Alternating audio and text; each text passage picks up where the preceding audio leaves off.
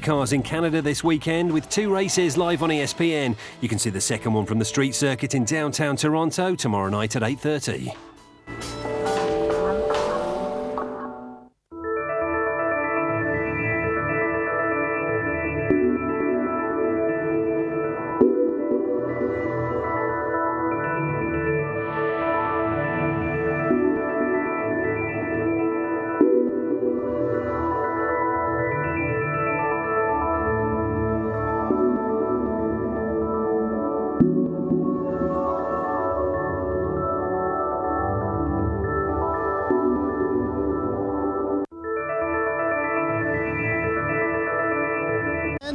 Crowded down here on pit road, but a lot of fun. Certainly a fun vibe as we get ready to race in the rain. And there's the mayor, Rob Ford. Check him out. He went for a ride. You do not want to miss it with Paul Tracy. That's coming up tomorrow. They had a lot of fun on that ride and checking out the streets of Toronto a different way. Well, it's rainy down here, but that's not going to stop our Robin Miller, who probably has his own set of rain tires on. Miller, are you ready for the grid run? Well, I'd like to be. I just wish we had some drivers here. They're not back yet because Elio Castroneves is the first guy we're going to talk to because he likes the rain. He's from Brazil. I just have to say that it's a nice little steady rain, Marty, so it's not a big downpour. There shouldn't be a lot of puddles. But I tell you what I wouldn't want to be. I wouldn't want to be a grid girl in a short skirt because it's cold. I just think the other thing about this race is that people Toronto fans are the best. They'd sit here forever. There's Chip Ganassi. Hello, young man. How you doing? Who's going to win this thing? Well, you know, it's going to be an interesting day. You know, when you get weather like this, it's a great equalizer. So, you know, it might be a dark horse today. You never know. I think Dixon's going to win it. Well, I sure hope it's one of our cars. We could use a win. Just because he's pretty smart, pretty smooth in the rain. He is. And he had a little issue there this morning. His car's a little better than where we qualified, so bounced it off the wall. It doesn't work too well, but hopefully we'll have a little better race. All right. Now, he said earlier the toughest thing this year has been trying to keep a smile on your face. Are you going to smile for us? Every time I see you, I smile. Yeah. Chip Ganassi, that's a lie. He'd only smile if I gave him a check. I'll tell you what. It's too bad we don't have some drivers. Oh, there's a driver. Hey, Mayor. Mayor Hinchcliffe. Hello, Mayor. How are you, sir? All right. You had a fashion party one night. You're having an after party. Are you going to party because you have a victory or just a good time? I like A lot better. I mean, rather going to be celebrating or commiserating, but there'll be a party on Sunday. At Houston in the rain, you were long gone, checked out. You enjoy these conditions? Yeah, I mean, they're a huge challenge, especially here. The concrete patches make it really slick. Houston's bumpy, but it's for the most part one surface. I think we're going to see. I was amazed at Houston to see no yellows during the rain there. I don't think we're going to be so lucky today. No, I don't either. All right, put something on your head. You're losing your hair. It's too young to go bald. I'll tell you what. The grid. My cameraman is such a good guy to be able to keep up with this. Somebody said they saw Juan Montoya. Mr. Montoya, live television. Don't cuss. Don't call anybody a DB, okay? I thought you could do that. No, it's cable, but you can't do that. All right, how's your race car, brother? It was pretty good in the dry. I think we kind of screwed up in qualifying. We made some changes there for the second run and made it worse instead of better. But I think it's pretty good. Like, probably my best Friday. But this, for where you have to start, wouldn't you rather see it rainy than dry? Whatever it brings. No, you like the rain. I like the rain, but I like the dry too. You know, I think our Huck performance is pretty good. You know, car is pretty good, and see what it brings. You know, it looks pretty good at least. See, you can tell he's 38 years old because if he was 28 or 25, he'd go, God, I love the rain because I can drive like a madman. Thanks, Montoya. All right, let's see. Oh, here's a man coming off a good result. Give this man a hat. Aren't you the driver of this team and you can't get no respect, son? No hat. I don't need that. I'm ready to go. I want to be prepared for the rain, so I get rained on and then drive in the rain. All right. Well, what about the rain? You were doing a good job at Houston, and I think somebody punted you. You had a tire. You lost a tire. I think we'll be okay. I mean, we've had a quick car all weekend. You know, we didn't get the most out of it in qualifying. It was very close within our group, but I think we're good. So it doesn't look like it's going to let up. I think it might be a whole rain race. So you better figure out how to make it work, because if you want to win the race, it's going to be all rain, I think. All right. Well, be aggressive. We'll see you up front. Now, what I'd like to say here, folks, is it's not going to be a rain where there's a big puddle and they stop the race because of a red flag. It's just a nice steady rain, a nice little drizzle, a nice glaze of the track. It tests your skill, and it's going to keep you people watching, because this is what racing's all about, Bobby. All right, thanks, Robin. And keep in mind, we're going to have a standing start here in race 1, and water on the racetrack certainly won't help that. Time for pre-race ceremonies now, so let's head down trackside.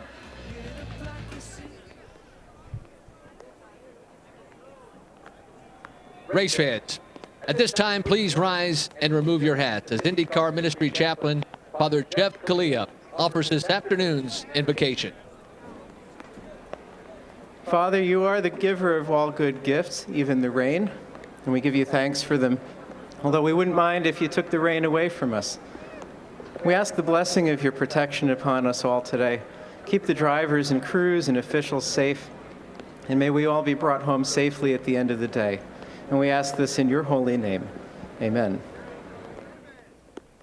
Here to perform the United States National Anthem is Toronto native and 3-time MMVA winner Danny Fernandez. And here to perform the Canadian National Anthem is Toronto native Canadian indie jazz artist Barbara Lika. Oh, say, can you see by the dawn's early light what so proudly we hailed at the twilight's last gleaming, whose broad stripes and bright stars through the perilous fight o'er the ramparts we watched were so gallantly streaming, and the rocket's red glare, the bombs bursting in air, gave proof through the night that our flag was still there. Oh, say does that star-spangled banner yet wave o'er the land of the free and the home of the brave?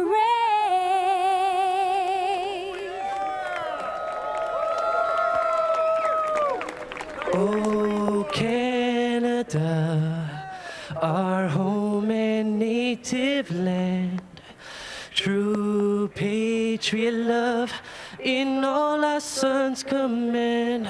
With glowing hearts we see the rise, the true north strong and free.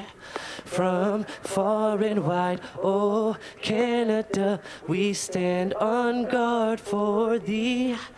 God, keep our land glorious and free. Oh Canada, we stand on guard for thee. Oh Canada, we stand on guard for thee.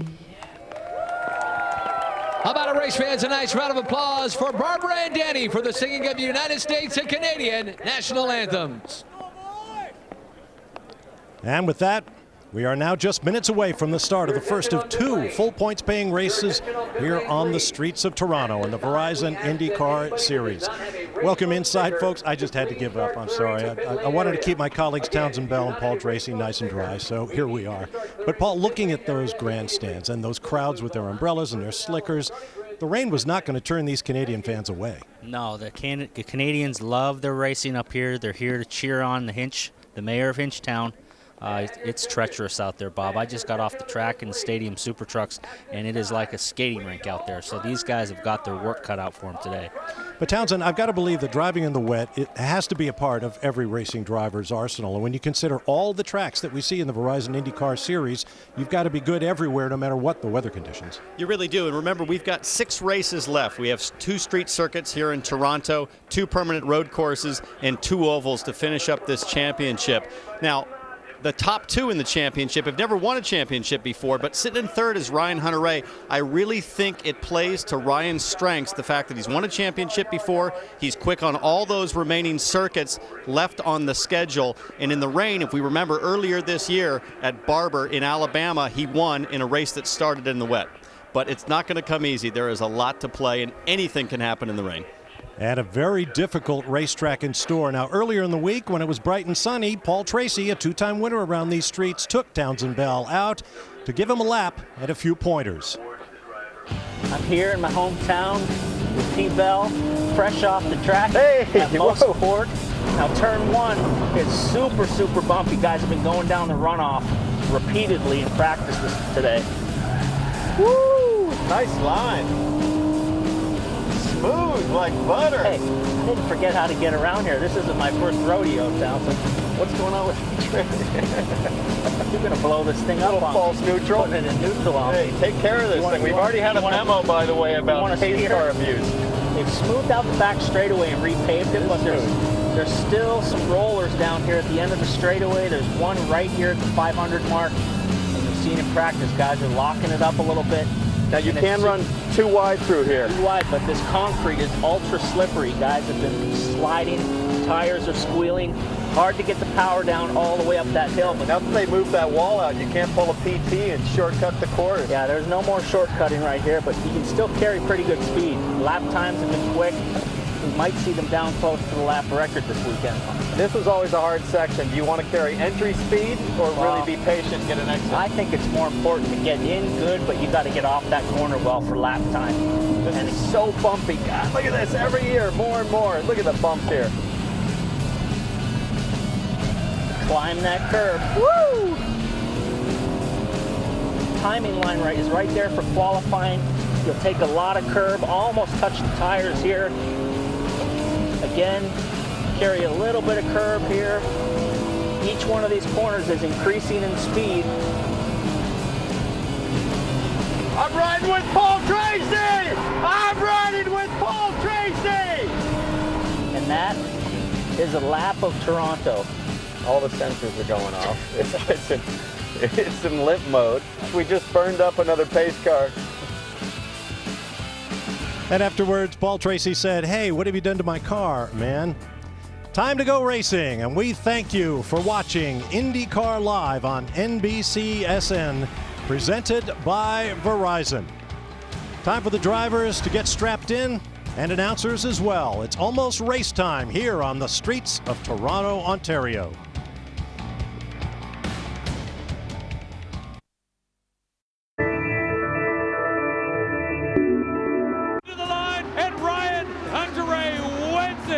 By 6,000ths of a second. What a finish!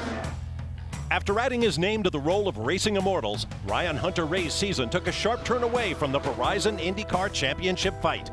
Having left Indy with the points lead, Detroit seemed to start a downward spiral for the 2012 champion. At Iowa Speedway, Ryan needed a breakout night, and by pitting for fresh tires with 16 laps to go, he got one.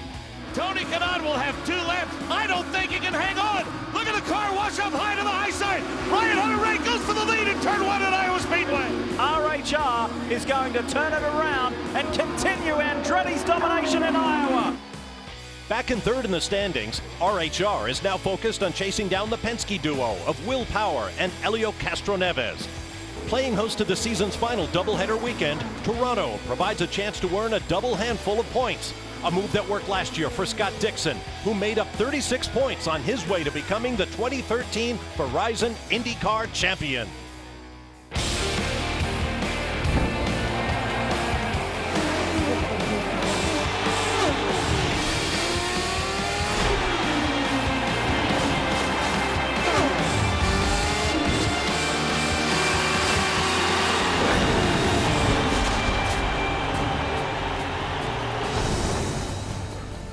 On a cool and rainy day in Toronto, Ontario, welcome to the Honda Indy Toronto 2 in TO, race number 1 here on NBCSN. I'm Bob Varsha along with Townsend Bell and Paul Tracy. It's time for the command to get the engines running. Let's go to our Grand Marshal, Tim Warmills of the Bachelor, Canada. Toronto IndyCar fans, are you ready? It is time for those most famous words in all of sports. Here's the Bachelor Canada Season 2, Tim Warnells, to give the command. Drivers, start your engines!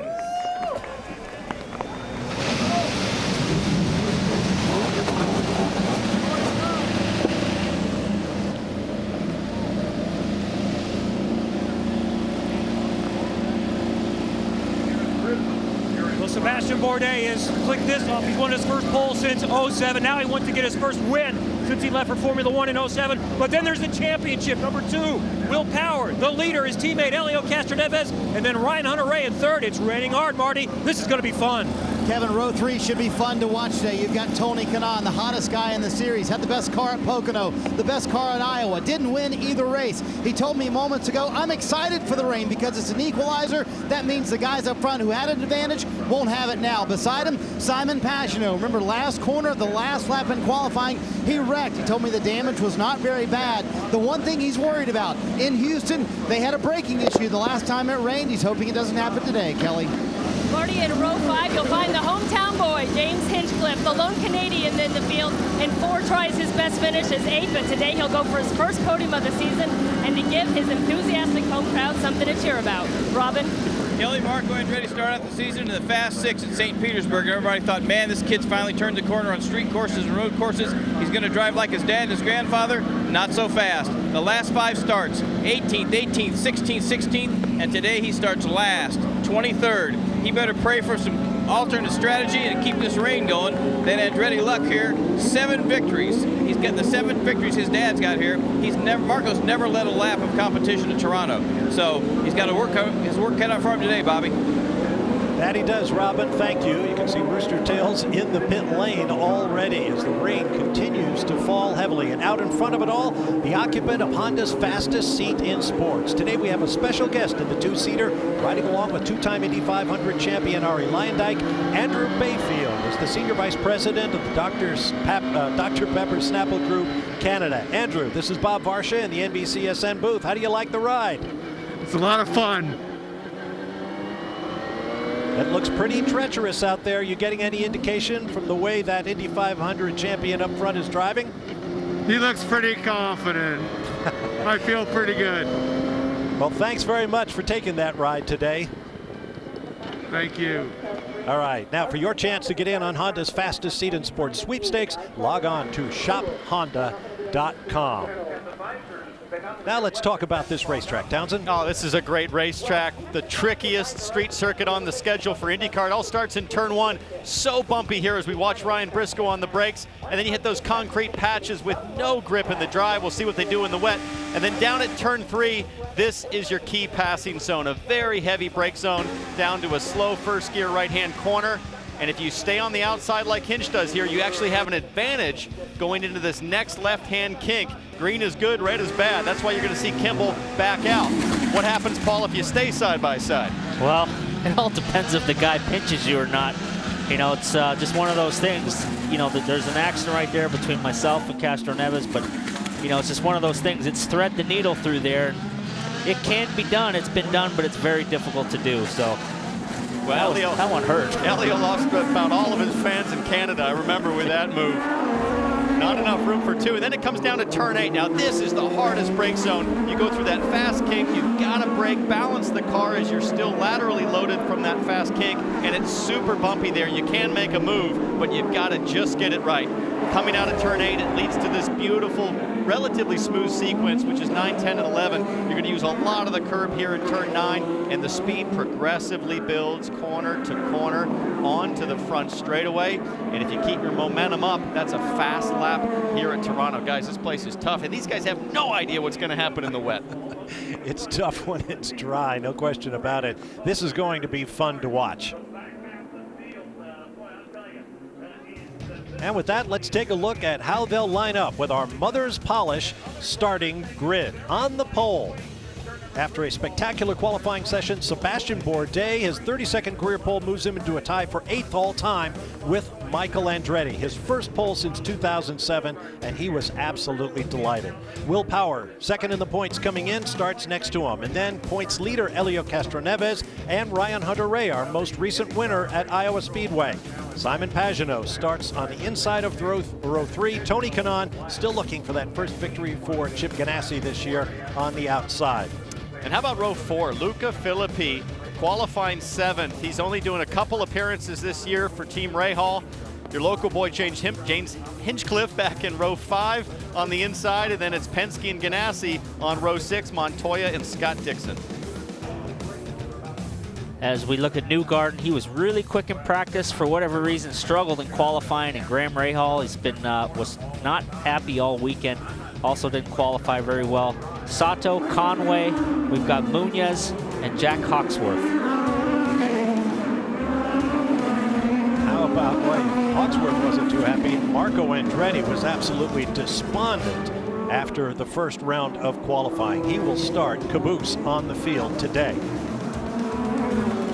Now let's see what they'll see from our onboard camera, our National Guard onboard camera, the number 15 RLL machine of Graham Rahal.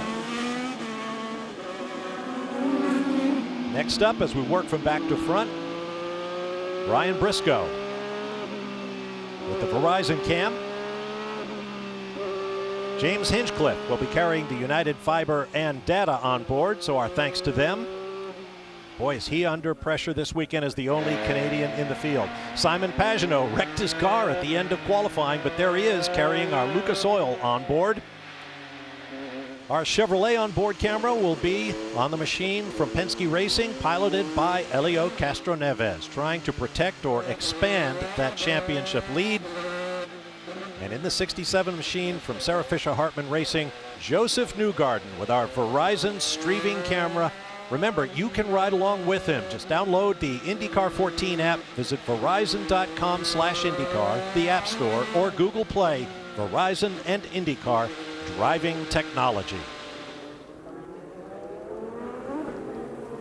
Now, the car circulating behind a safety car, but remember, this will be a standing start. Last year it took basically 2 races to get a standing start, but they will come to their position and we will await the lights. And normally a warm-up lap in IndyCar, not such a big deal. These are super critical, Paul, because you're going to feel the grip everywhere you can, go offline, come across the concrete at a different angle, looking for any ounce of advantage you can get in terms of grip in the wet. Absolutely, and as we watch this pace laps and look at the in-car shots, there's two schools of thought going on here. Some guys are running tear-offs. Some guys are running no tear-offs on their visors. My personal preference in the rain was to not run tear-offs because I always felt like I got water in between the tear-off and your windshield, and then it would get like all blurry. So as you can see from the on-screen, that's what it looks like through your windshield. So I always felt the tear-offs made it worse. And some guys like Hunter-Reay and Hinchcliffe have got tear-offs on there, and that's exactly what you see is what that camera's showing. Officials are giving the field a couple of extra pace laps so they can get used to the conditions and that very problem you're talking about, PT, what you can see. As we see, Newgarden has no tear-offs here, and I believe Pagenaud had no tear-offs. And as important as the tear-offs is also the liner inside the visor. Most of these helmets now run a double liner, much like your ski goggles would have 2 lenses, and the reason for that is to control fogging, and that used to be a much bigger deal. Luckily, that's been mitigated by the double lens now as we look at another driver with no tear-offs. You know, another thing, Paul, I like them because they make them laminated now. Yeah. Where you can't get water between, because if it does dry up, usually with the wet, it brings a lot of debris. Dark visor for Castroneves, which is not really a great choice either because it's already pretty dark out already with the overcast and the dark skies. So it definitely makes it harder to see. Some guys will even run a yellow visor. The guys that I've seen so far running tear-offs are... Well, it looks like now they're going to red flag the field. Not quite sure why you would go with a red flag. There doesn't appear to be any heavy standing water. You know, that's why we've got rain tires here, but we'll have to see what the series decides. Officials have also declared that this race will be subject to a 2-hour time limit. It's scheduled for 85 laps. But if 2 hours comes before then, the race will be ended. Roger Penske, that picture shows you just how hard it's raining out there. So we're going to take a break and we'll return in a moment. You're watching NBCSN's coverage of IndyCar, brought to you by Battery Tender, proud sponsor of Graham Rahal. Become a part of the race at racetogive2014.com. And by National Guard. Become a citizen soldier. Learn more at nationalguard.com. We'll be back to a damp and drizzly Toronto in just a moment.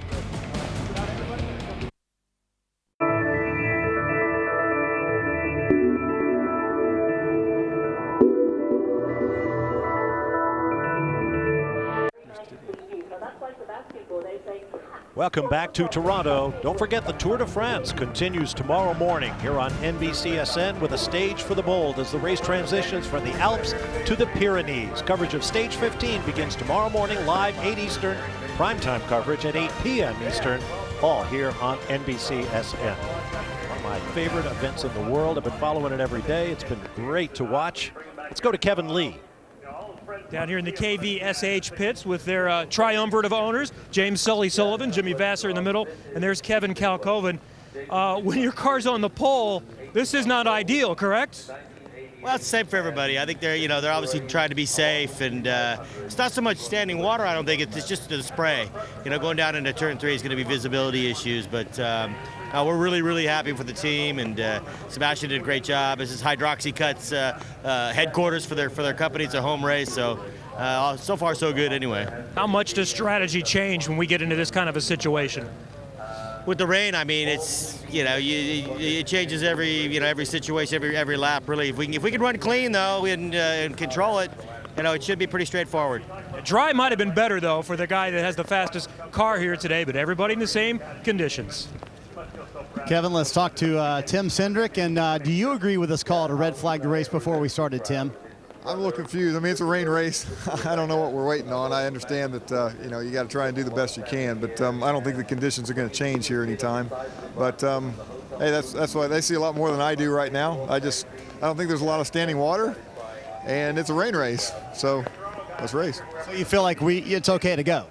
Well, I don't know if it's okay. It's really not my call. I mean, talking to Will, and obviously he's got a different seat sitting up front, so it's a little different. But I guess I don't understand really what's going to change here in the next hour or two, because it's going to rain and it's going to be wet. So we'll see what happens.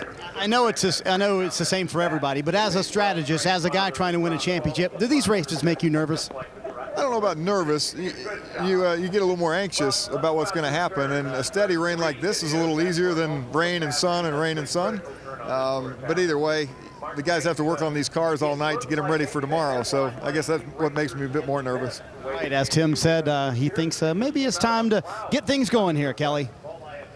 Riccardo Knoll is the strategist here for Luca Filippi, the Italian. You'll remember from Houston, he was at that doubleheader. I hear him giving some radio calls now. And Luca's back for the doubleheader here in Toronto. And we'll try to get a word with Riccardo as soon as we can.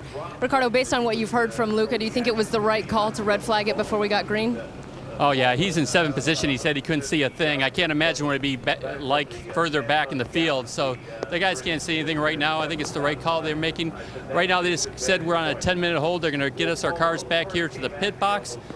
And well, hopefully weather will clear up and we'll get this thing running. What do you know about the Italian's ability in the rain? Well, he ran in with us in Houston in the wet. He did a pretty good job there, too. I mean, we were on pace to do well in that race. I think we can... I'm looking for a good result today. As soon as the rain starts dropping, does strategy just become a moving target? It's always a bit of a moving target, isn't it? But yeah, it definitely is. Depending on how wet it is when you come in, to a large degree, you'll leave it up to the driver to tell us when we can go to the dries. But right now, I don't see that happening. Thank you, Riccardo. To Kevin. Kelly, let's lean in and talk to the pole sitter and find out really what it's like from the driver's perspective. What do you think? Should we be racing at this point, Sebastian? Well, from where I stand, it's easy to say, but obviously from the back, it must be a very different story. The water sits on top of the track in the back straight, and I was looking behind me, the spray is massive, so, the leader has got it easy, but behind it must be horrendous, so I see the point. What do you think about racing in the rain? Would you much have preferred it to be dry here today with a fast car? Sorry? Would you rather this just dry out at some point with a fast car? I think the car is going to be good either way, but it's just right now it needs to stop raining, I guess. Thank you, Sebastian. They're rolling the cars back down to pit lane for a few minutes, so we'll wait and watch, Bob. All right, thanks very much, Kevin. We're joined here at our announced position by the President of Competition and Operations for IndyCar, Derek Walker. Derek, thanks for taking a moment out to chat with us. Tell us the reason behind the red flag. Well, Bob, as you saw, we tried to get the start underway there, and it came a little bit heavier there and a lot of puddling. And so we ran them a few more laps, try and see if we could move it out, and hopefully the rain would ease off, but of course it didn't. So we've red flagged it. The race technically hasn't started yet. So we're allowing the teams to go back to their box maybe 10 or 15 minutes while we watch this weather go through. They're allowed to do whatever they want to do in their car because it hasn't started.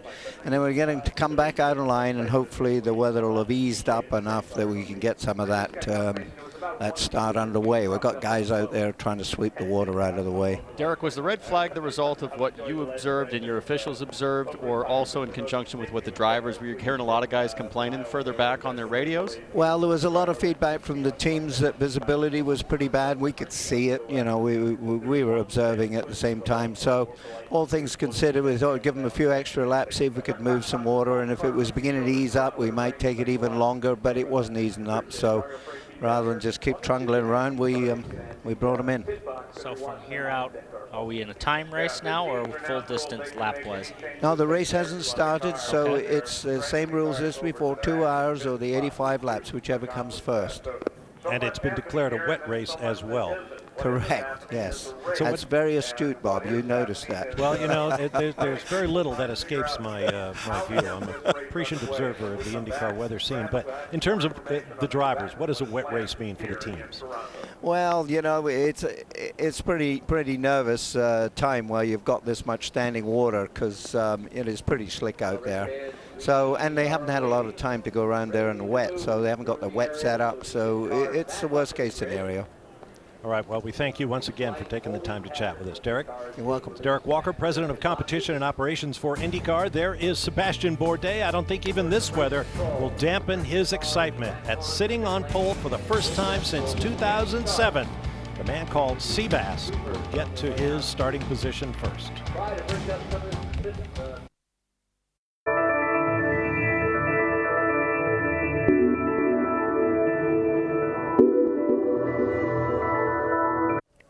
Back in Toronto, don't forget tomorrow morning, the German round of the Formula One World Championship comes your way. Sebastian Vettel racing on home soil, trying to deal with Team Mercedes. The Formula One Santander German Grand Prix tomorrow morning, 7:30 a.m. Eastern on CNBC. Join Lee Diffie, David Hobbs, Steve Matchett, and Will Buxton. Well, here's a look at our weather radar. And it looks like we're basically on the edge of that weather system, right at the center of the bullseye.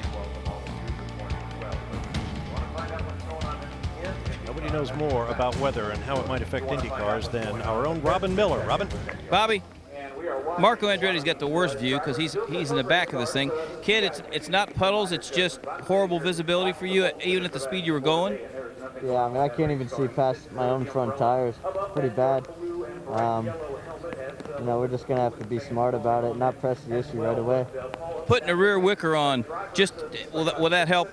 Maybe the guys behind you are all putting wickers on. Maybe help with the spray and keep it down a little bit? Yeah, I mean, I don't think anything's going to help right now. Okay, thanks. Kevin? Ryan Briscoe started to go back out to his position just a moment ago. Now he's being rolled back into his pit box. Let's hear another perspective from someone that's starting in the middle, running in the 10th position. We'll let him get stopped so I don't get run over. Ryan, how much could you see during those pace laps? Yeah, it was pretty bad, especially as we'd get down the back straight. I mean, you were blind. I mean, completely blind. And we were only going at about 20% speed, so it only gets worse the faster you go. So, I don't know. I mean, it's going to be tough. I mean, we're definitely going to be starting under wet conditions. It's going to be tricky, but you know, it'd be nice to get the race going soon, but you know, this is just for safety precautions, and I think it's probably a good move. You okay with that then, or would you prefer we just go ahead and continue on and essentially take your chances? I think it's going to be a mess. If we start now, there's going to be carnage for sure. I mean, I would have said the same thing in Houston, and we all got through cleanly. But I think that was a bit of a miracle. You know, for a while, we didn't race in the rain or the wet at all. We're getting pretty used to it this season, it seems. I think every single street course this year we've done laps in the wet, and we've even raced at a couple. So, yeah, we get a lot of practice at it this year. Firestone's been working on the rain tyre. They made a slight improvement. But you're still going to get lots of aquaplaning wherever there are puddles. Certainly feel the horsepower when the conditions are this slippery. All right, thank you, Ron. He'll start 10th when we get going, and that red flag did allow the teams to come in and make some changes to add more downforce, Bob. Well, let's talk about that a little bit, Kevin. There's another wicker bill or gurney flap going on to one of the cars. That's Briscoe's car. Well, Bob, it looks like everybody's just putting everything that they can put on maximum downforce. But, you know, as we looked at the radar, I don't see anything changing here for the next at least 3 to 4 or 5 hours. So the conditions are what they are, and at some point when you get paid the big bucks, you got to get out there and do your job. So, you know, if you're at the back and you can't see, slow down and make a gap to the car in front of you so you can see. You remember that's the name of the game. Years ago, we had a similar situation in Surfer's Paradise, if you recall. Horrible visibility. I think it was Mario Dominguez, you know, full chat into the blind, had a big accident there. It eventually got restarted. But to Paul's point, I mean, you know, qualifying is done. So if you're up front, that's the advantage that you had by pushing and taking all the risks and optimizing your particular program to start up front. If you didn't, you're going to have to throttle back. Kelly? Down here with Justin Wilson, who qualified 8th. How was the track from your perspective in the 4th row? It was pretty difficult to see. You got to about 3rd gear and about 100 miles an hour, you couldn't see anything. I couldn't see the guy ahead of me. So, you know, it's tough. I mean, as soon as the speed comes down, it's fine. You can see everywhere. But just on the back straight alone, it's really hard to work out where you are and where you're positioned. Done a lot of wet races, and that was pretty bad. Meanwhile, you were allowed to come back to pit lane here. Did you ask for some changes on the car? No, we just topped it up with fuel. We're quite happy with where we are. So, yeah, just hoping we can get started here soon. Don't we all? All looking forward to getting this one started. Marty? Well, Kelly, something that Ryan Hunter-Reay and his team did, the winners last week, they not only put on that flap, but they also put tape, clear tape, over all potential holes around the engine to make sure that no water gets inside. Let's talk to Ryan and see what he thought about the weather. You said it was awfully wet down the backstretch. Is that what's worried you? It's not a matter of being too wet. It's just a matter of the new pavement that they put down on the back. It looks really nice. The problem is the water's up on top of it. So with these open wheels like this, even under caution conditions, you can't see the car in front of you at all, even at 50 miles an hour. So it's kind of what we deal with usually. You just kind of go with it, but the guys in the back, I can only imagine how bad it was. Looks like we're going to go back out in about 5 minutes or so. Are you okay with that? Yeah, I'm ready to go. He's ready to go, and he starts 4th. So that's a guy starting 4th, Bob, saying that it was way too, the visibility was just way too bad to even start from the front like that. Bob? All right, thanks, Marty. Well, let's hope that the conditions improve when they go back out and have a look at things. It'll give the drivers, even on the parade laps, an opportunity to see where they can go to get out of the spray ahead. And you can see the amount of water that's getting thrown up in the air. And the reason why they were sealing up Hunter-Reay's car after that race in Houston, the rain race Saturday, there was a bunch of cars had problems with water getting in the ECUs, the electrical connections. And on the Sunday dry race, they had some cars have some electrical failures and shifting problems. So one of the issues you have to deal with. Well, boy. It's pretty scary just to look at that. Unless you're one of the top 3 cars, you see nothing. We'll take another break and return as the field starts to form up again in Toronto.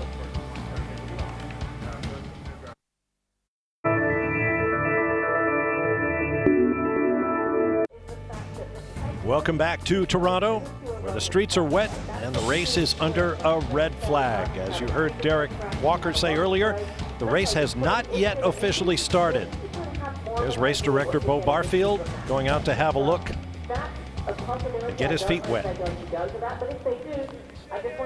As the Honda pace car backs up to the field, let's get down to Robin Miller. Bobby, I heard PT talking in the break about finishing on the podium in Australia. Possibly the worst race decision ever was to start the Australian race when we had two guys upside down the front straightaway. Nobody could see anything. You have the memories of that right here? Yeah, and I was in the back too, and I remember, I mean, it was a total whiteout, and I didn't know, I couldn't see the left side of the track or the right side. I didn't even know where I was on the track, and the next thing you know, there's a car in front of me, and I hit him, and it was just mayhem, and I'm really worried about that down the back straightaway here, because the problem is not the wetness. It's easy to drive in this, but it's once they get up to speed and the spray starts, I mean, it's a total whiteout, so a little concerned about that. Thanks, Michael. Bobby, the other thing is that, as you heard Marco say, he couldn't see the nose of his car going 45 miles an hour in front of him. So it's just that one part of the track. And Justin said the rest of the track's just fine. Yeah, I remember that race in Surfers Paradise, Robin, as we all do, including Jimmy Vasser, who was a part of that massive accident. Look at Michael Andretti's record here as a driver. 7 victories, 2 runner-up finishes, a third, a fourth, a fifth. Just an astonishing record here. Much the same way Al Unser Jr. used to own the Long Beach circuit, Michael Andretti owned Toronto in his day. Dario Franchitti with 3 victories here. And hopefully soon we'll have another winner into the record books. As mentioned, this is the 3rd and final double race weekend on the Verizon IndyCar Series. After that, 2 natural terrain road courses, Mid-Ohio on August 3rd and Sonoma Raceway on August 24th, sandwiching the final short oval of the year, the Milwaukee Mile, August 17th. That'll be a classic. And then it all wraps up on the Super Speedway, Auto Club Speedway in Fontana, California on August 30th. And you'll see all of them here on NBC SN. There is no other championship in motor racing that requires the driving skills of the Verizon IndyCar Series. Road courses, street circuits, oval tracks. And Bo Barfield asks our camera to back away a little bit while he talks with the pole sitter about the conditions. But we're going to listen. And in a moment, we'll see if Bo will speak to us about what he's thinking. I'm wondering if what Bo's thinking, if I'm in Bo's shoes, difficult situation, obviously. Hard for everybody, fans, drivers, teams, etc. I'm thinking maybe I let these guys go out and turn a few laps, Paul, and just try to pull some water off the track, right? Let them feel out where their balance is. I mean, I agree. I agree with you. I think the only way you're going to move the water off the track effectively is by running the cars at speed, and running around behind the pace car and the blower is just not going to do it as quickly as the race cars will do it. These Firestone wet weather tires are amazing. They can move gallons of water. As you see, there are jet dryers and brush trucks out there. We're going to go back to the pit lane now, and Kelly Stavis. Trying to let Sarah Fisher here continue to take cover a little bit. She's brave enough to step out into the rain. Sarah, your first race back after giving birth to your son was at Iowa, and what a performance from Joseph Newgarden. What did you think of his performance? I think it was a big team effort. Joseph did a great job, and the team did a great job. We had flawless pit stops, and just the whole race came together for us. And you know, I have to say, I think my son Danny might have had a little bit of luck to do with it. My daughter Zoe got us the win at Kentucky, but Danny got us second at Iowa. So it's all a good experience. Well, give us a driver's perspective of what do you think it's like as these guys get the red flag before they even get the race started. Now they've got to sit out there and think even longer about running here in the wet. I think it's just as big a deal as, you know, having practice at 10 o'clock or qualifying at 10 o'clock this morning and then, you know, having to sit for 5 hours before race time. You know, it's a big mental game, and being able to, you know, get on top of it right as soon as it's ready to go green again. So I don't know that it's going to happen, though. It's a lot of rain coming, so we'll see. It is. In fact, the skies are gray, maybe lining up a little bit, but still heavy. Thank you so much, Sarah. Bob? If you used to race sprint cars on dirt tracks like Sarah Fisher Hartman did, I don't think there's a whole lot that can intimidate you. Flying mud, raindrops, no biggie, right? Occasional rock coming through the wire mesh. 850 horsepower, great big pillow tires.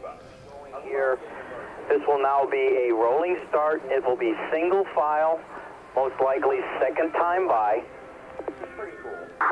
We are continuing our efforts to get the back stretches dry as possible, but when we start this race, it will now be a rolling start, single file, most likely second time by.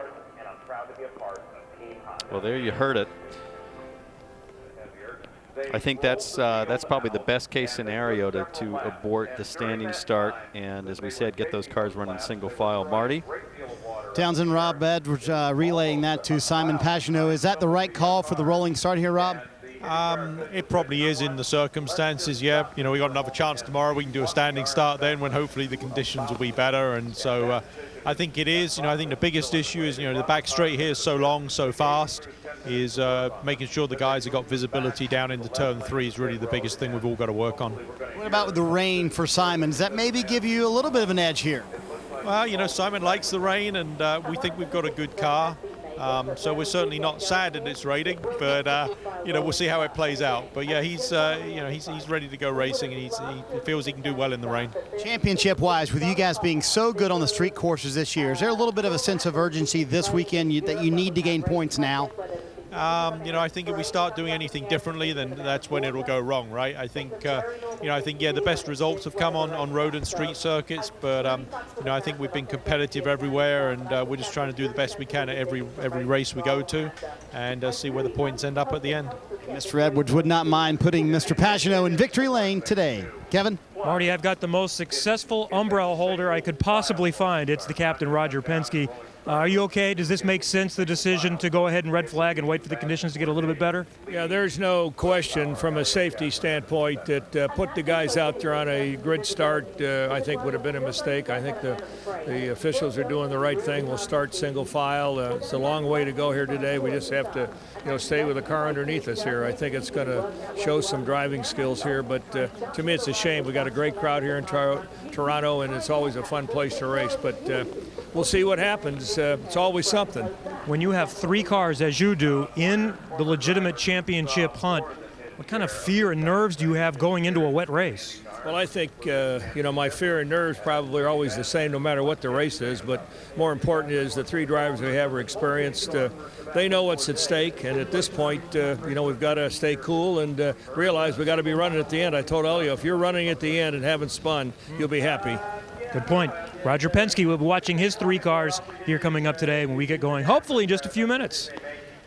Well, there's not a whole lot in the world of motorsports that man, Roger Penske, has not seen. Paul, you drove for Roger for some time. I assume you learned from that experience. Well, I think what he just said is exactly the way I think he runs his race team and he runs his business. He never seems to get up or down. It's always, he makes rational decisions, very cool, level-headed. And like he just said, you got to play it cool, and that's the way he runs all of his business. He doesn't make decisions on emotion, so he always tries to make the smart decision. So while Roger and the rest of us wait, Kelly Stavas is with another veteran of the IndyCar wars, Bobby Rahal. And Sarah Fisher and I have already declared this a bad hair day, Bob. You don't have to worry about that. What you do have to worry about is getting your son Graham to victory lane. First of all, it's just been declared a rolling start. Do you agree with the decisions the officials have made? Yeah, I think, I mean, that's going to be a lot safer. Having said that, there's so much water. Even when they were going very slow, the vision looked pretty bad. And, you know, it's going to be, those guys in the first row, maybe 2 rows, they're going to have it's going to be a piece of cake for them, but for everybody else, it's going to be hell. When I talked to Graham earlier this weekend, he said basically these last 6 races, it's all about going for the win. As the strategist, how does that come into play for you? Well, of course, the rain's a big equalizer. Doesn't really matter where you start. If you got it really hooked up, you can come from anywhere. You know, for us today, being in the rain, I don't know if strategy is going to be playing too much of a role, because you really just have to stay out there and keep going. You know, stopping early for fuel really isn't going to help you. Although maybe you do it. You know, it's a 2-stop race, but maybe it's really only like a 1.5-stop race. So it's a time race. You know, so no doubt it'll be a timed race, not a lap race like it was previously scheduled. That's going to change some things.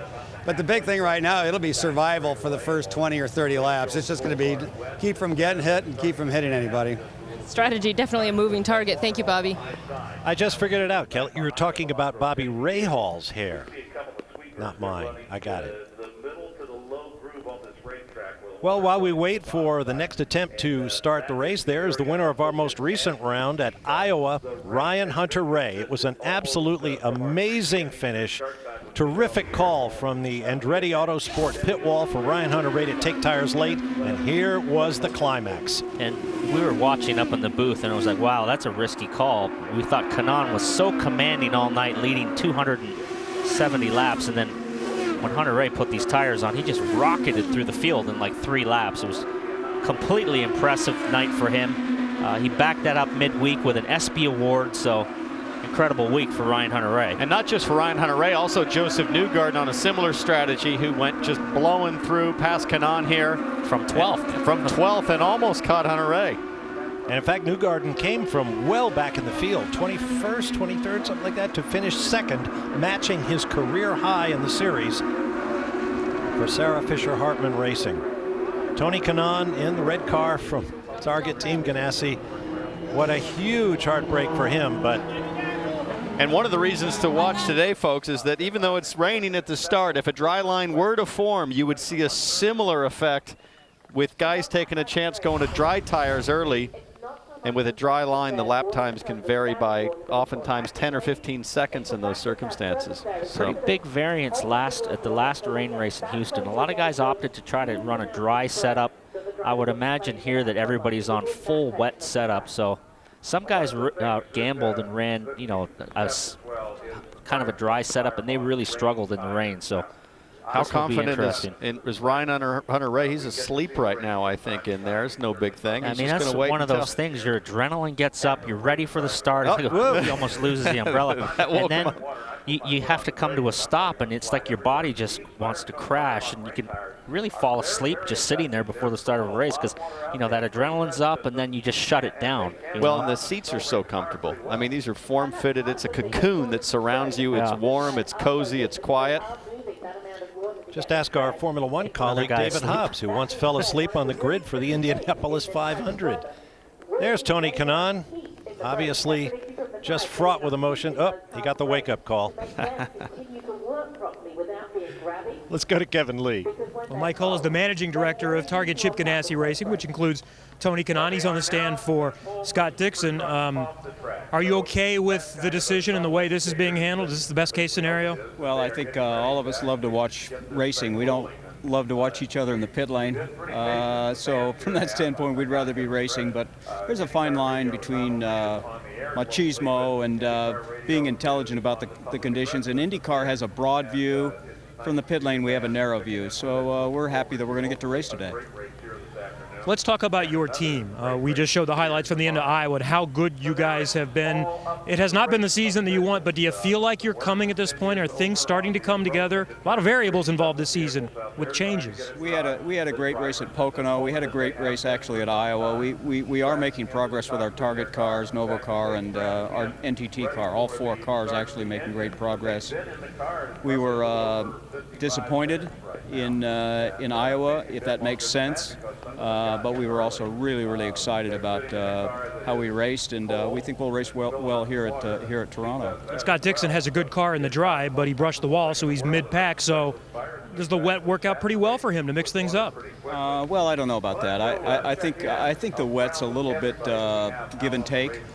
You don't want it to take away from you. You want it to give you a lot on a day like today. But I think Scott's the kind of guy that exercises a lot of patience, as everybody's seen over the time. That's why he's a champion, and he knows what he's doing. He's a world-class guy. And I would say that that's what the field is now. This year in IndyCar racing, we have an entire field of people like Scott. So it's a good place to be racing. 17 of the drivers starting this race have won an IndyCar race, and I think all but one of them have finished at least second in an IndyCar race, Bob. And in fact, 5 of the drivers in this field, Kevin, have won this race before. And hopefully we'll have a new winner within a couple of hours. The field awaits the command to roll off. We'll get a single file restart, a wet race, and a 2-hour time limit. We'll be back to Toronto in just a moment.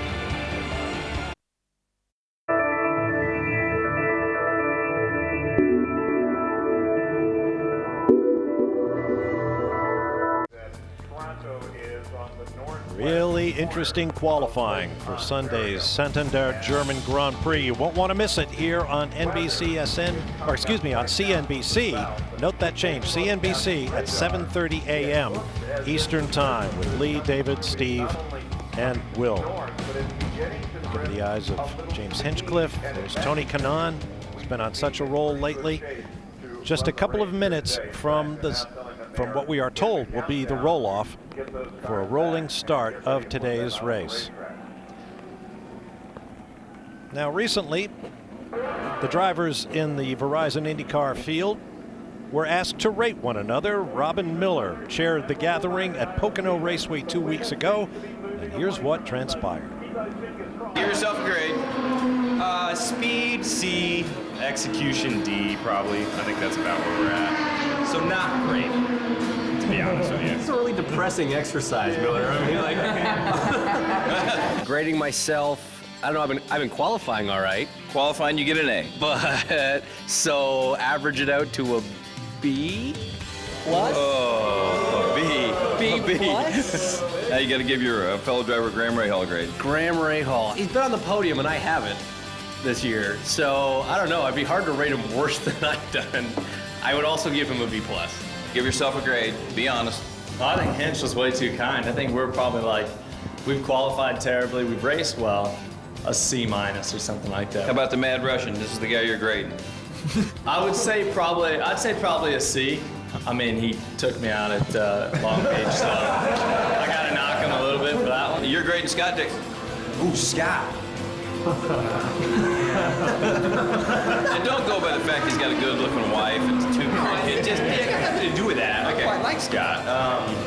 Thank you. But, you know, it's been a bit of a different year for Scott, to be honest with you. It looks like he's had a couple issues here, a couple mistakes. Great. And probably some that aren't his own. So I'd give Scott a C this year so far. I'm glad you kicked the team owners out, or else we'd all be fired by the end of this meeting. Give yourself a grade, brother. Qualifying a D, maybe D minus. Race it maybe a B. I've raced really well. I can't qualify. I can't say myself to qualify. All right, well, that's pretty honest, but you raced good. Yeah, we race good. We always come back. Give your buddy Will Power a grade, a fair grade. Don't look at him. Don't look at him while you give him a grade. That'll influence you.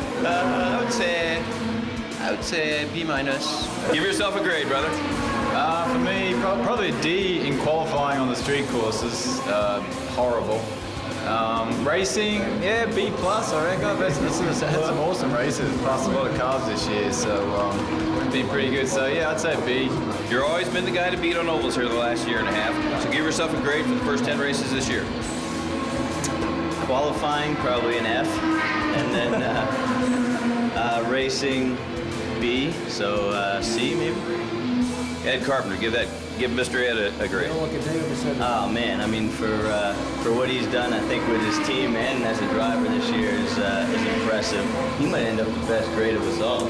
I think going by your small sample size. Yeah, exactly. Yeah, you gotta go by average. Marco is being. I defended him in Houston, so he's being nice. But I'd probably give myself a B plus. I think I could have got an A if Hinch wouldn't have messed up Indy for me, but I'm happy with the B plus. All right, give yourself a grade. It's been a mixed bag at the best. I don't know. I think we've had some Fs and we've had some Bs, so I'd go maybe a C minus right now. It's not like you've been last. You just haven't had the results you usually get. No, we've been last a few times. Yeah. We have that underlying kind of, we won the 500, and that, for me, I'll throw the report card out. Interesting to hear Juan Pablo Montoya give himself that grade, and then he went out and won the race. It's been an interesting year. It's just been one of those seasons where nobody has really asserted any dominance. It's like everybody that starts to get some momentum falters. So as we see them come on track finally, which is great. That's a welcome sight. You know, every year, guys, it feels to me like Toronto is where chaos is sure to happen, and somebody rises to the occasion, and many, many don't. And today's no exception. I mean, this is wet conditions. I don't believe we've ever had a wet race at Toronto, although they did run this race in the rain in 1990. We just found out due to some research on YouTube. But, gosh, I was probably, I don't even know how old I was back then, 1990. I was 10. I won the lights race here in 1990, but, you know, we're at the point of the season now where you can't really afford, these guys that are trying to win the championship can't afford a chaotic race. They've got to finish this race. So, you know, usually this race falls in the middle of the season. Now it's late in the season, so these championship leaders really can't make a mistake. Well, they always say to finish first, you always have to, you know, first you have to finish. I think today to finish first you have to see based on what we're looking at on the back straightaway. But look at the groove that's forming, Bob. Once again, here's our Mother's Polish starting grid. Sebastian Bourdais, surprise pole sitter, alongside Will Power, second of the championship coming in. Points leader Elio Castroneves is inside row 2 alongside Ryan Hunter-Reay, the Indy 500 champion. Simon Pagenaud, who crashed right at the end of qualifying, put his car on the inside of row 3 next to Tony Kanaan. On row 4, Luca Filippi, by far the highest rated rookie in the field, alongside veteran Justin Wilson. Going back to row 5, James Hinchcliffe, your local boy here in Toronto, going to try to fly the flag today, and Ryan Briscoe starting outside row 5. Juan Pablo looking for a good race today. He says he likes the rain. He'll take whatever he gets. Same for Scott Dixon. Both of those guys are in this championship hunt, so they need to make it happen today. Newgarden, he's been knocking at the door lately for a good result, as I had a high of a second last week. Graham Rahal also needs to get his season going. And how about Takuma Sato, who, you know, always has great runs in the rain, and a couple of guys that have a lot of rain experience, you know, in either Indy Lights or Jack Hawksworth comes from England, where it rains all the time in row 9. Anything can happen with those guys today. And then, of course, Saavedra was on pole at Indianapolis in the rain in the Grand Prix, stalled on the start, had a huge accident. And Charlie Kimball, haven't talked a whole lot about Charlie this year, but today could be a big opportunity. Carlos Huertas, who won the rain-marred opening race on the streets of Houston, Texas, he might be a factor today. And there's Marco Andretti starting at the back, and I have to say, Marco just sounds absolutely down at the mouth about his chances here. He is so frustrated. Well, here's the problem, is that at the start, in order to play it cool and conservative and be able to see anything, you're going to have to be almost a half a lap behind, you know, right at the green flag as it drops. So you're way in the hole unless a yellow comes out right away, which is certainly possible. Well, I mean, it is what it is. It looks like the track is not bad. It's like the problem area is the Lakeshore Boulevard, which is the whole back straightaway. But in terms of this section, the spray doesn't seem to be all that bad. Well, they're not at speed yet, but that Lakeshore situation, I think, will clear up quickly. But the first 2-3 laps are going to be treacherous. Well, this is why the fans turned up. You read the newspaper, saw the weather predictions. Expecting rain, and we've got it. And you can see already everybody is experimenting with what we call the rain line. So instead of taking a traditional apex across those concrete patches, they're going to test way out wide, way offline through the corners to see if the grip is in fact as high as it traditionally is in the wet on any course if you run off the rubbered line. We're getting the 1 lap to go sign as we cross under the start finish line. There is a painted section on the front straightaway that's about 10 feet wide. That's painted white, and it is like right there where the Honda is. That is like ice when you cross that with these tires. You'll spin the tires up going across that Honda Acura sign. Here and there around the track, you'll see signs saying the games are coming. Those games are the Pan American Games, which will take place in this time frame next year in Toronto. So there's been a lot of discussion this weekend about what will happen to this race date. But the race organizer, Charlie Johnstone, insists that there will be a stop for the Verizon IndyCar Series in Toronto next year. And that's good news for fans of the series. And I asked the mayor about it on our little ride around, and he was, I love this race, and I know that this race is good for the economy, and I'm going to do everything I can do to keep it here. That's right. We've got connections right to the top here in Toronto. He said, if you need anything, you call me.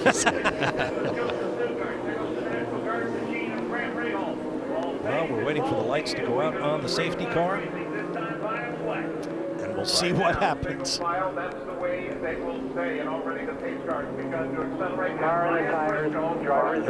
Ryan Briscoe. He's got it going. It's good, so. That's exactly where he hit last year to break his wrist there in turn 5. Looks like he's going to lose his grid position and have to start from the back, which might not be a bad thing to just fall back and get a clear sight line. The tires do tend to be soft. I'm looking at the right front That's not normal speed, but you get the idea. I wonder if he took a little. Just locked up. You see the left front's locked up there. Wow. Didn't take much.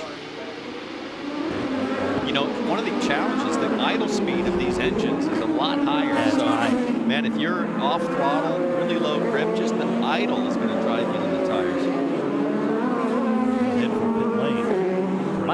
Might not be a bad idea to start from the pit lane, really, and let everybody get away. It's a great point. Know?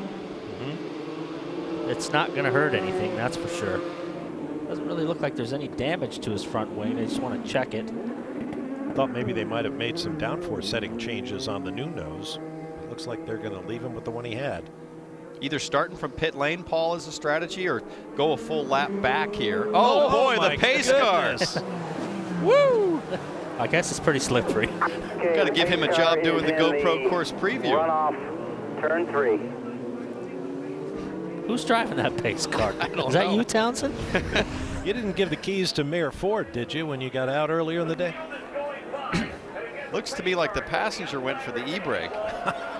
Wow. Nice move. He got the wall. Just Got kissed the wall. Wow. Well, I guess it's pretty slippery. That's something you don't see every day. The pace car's gone a lap down, guys. Gosh, I remember years and years and years ago in a race, and I'm trying to remember who was driving the safety car. It might have been JR, Johnny Rutherford or somebody. Had a situation like that, and then he called his own race coming back through the field. I'm up to 6th, I'm up to 5th. Pace car pulled off early, so we're going. Yep. Here we go. Hold your breath, folks. Ready to go racing as Sebastian Bourdais. Oh, and we got a spin. That's wow. Will Power. Power's gone around. And that's going to be a hard enough hit to at least do damage to the rear corner. He came in pretty hard on that back corner. That could be championship implicating situation. They're calling it a no start. There's Jimmy Vasser on the left, Kevin Kalkoven, Tim Cindric with Penske Racing. And it was Tim Cindric earlier who was advocating to start the race in the wet. Darn irony. But let's see what happens. We're on board with Elio. And he just loses it onto the power. Had it snapped out in the corner before. Wonder if that left rear is going to survive, Paul. I know it looks like a big hit, but these Delaras are awfully strong. And guys, Tim Cindric came on the radio, said, is the car hurt? Will Power said, I reckon so. So they do think the car is hurt. I think it's some wishbone suspension. They're going to have to get a couple of things fixed on this. They did tell the leaders right before the green flag, the guys in the first couple of rows, you can go a little bit before your normal acceleration zone. So they were allowed to go a little bit before they normally would have been able to go. But Will Power clearly dead in the water right now, trying to get his car fired back up and get to pit road and get these changes done and get this race started. You can see that right rear or the left rear is moving as they're trying to move the car. It certainly doesn't take very much to break or bend one of these toe links, as Scott Dixon did this morning. He said he barely touched the wall and bent the toe link. So but that toe link can be changed really quickly, but he will likely go a lap down here unless they can get him refired in a hurry. Will Power's eyes through the visor. Big eyes. Oh my gosh. Big eyes. And I noticed as we watched from Helio Castroneves' car how gently he was coming up on the power, bringing up the revs so slowly. Well, talk about gently. Will Power's going to have to be awfully careful. If they refire him and he has to drive around with a bent or broken rear toe link in the wet, it's going to be treacherous. But I think they're going to try to get him around pit wall here and just push him into pit lane. Looks like he's got a flat tire as well. Yeah, it's bent pretty good in the back. Yeah, he's for sure got a broken rear. He's got a flat tire, so he's not going to be able to drive that around the track. Oh, boy. So he will lose at least 4 or 5 laps trying to get it pushed back to his pit box, because this is going to take a little bit just to get it there, to get fixed. What a 4-week stretch it's been for Will Power, who just a few races ago was leading the championship handily, tied for the lead going to Iowa last week. Now 9 points down to his teammate Helio Castroneves, and then this. Kelly? Bob, just to give you an idea of the visibility issues that they're still dealing with, Justin Wilson, who rolled off 8th, said it was so bad he never even saw Will Power there against the wall. He didn't even know why they went back to yellow. And then we heard Bob Rahal call over the radio to Graham, telling him just to stick to one side or the other and do the best he can to get some visibility out there. There goes the Penske crew to gather up their race car, see what they can do with it.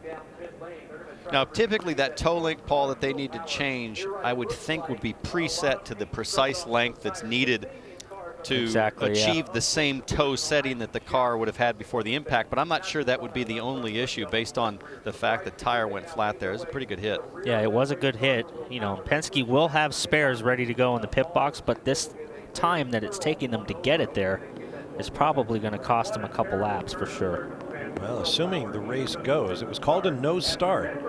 So as long as they don't attempt to restart the race, Will Power really hasn't lost anything. I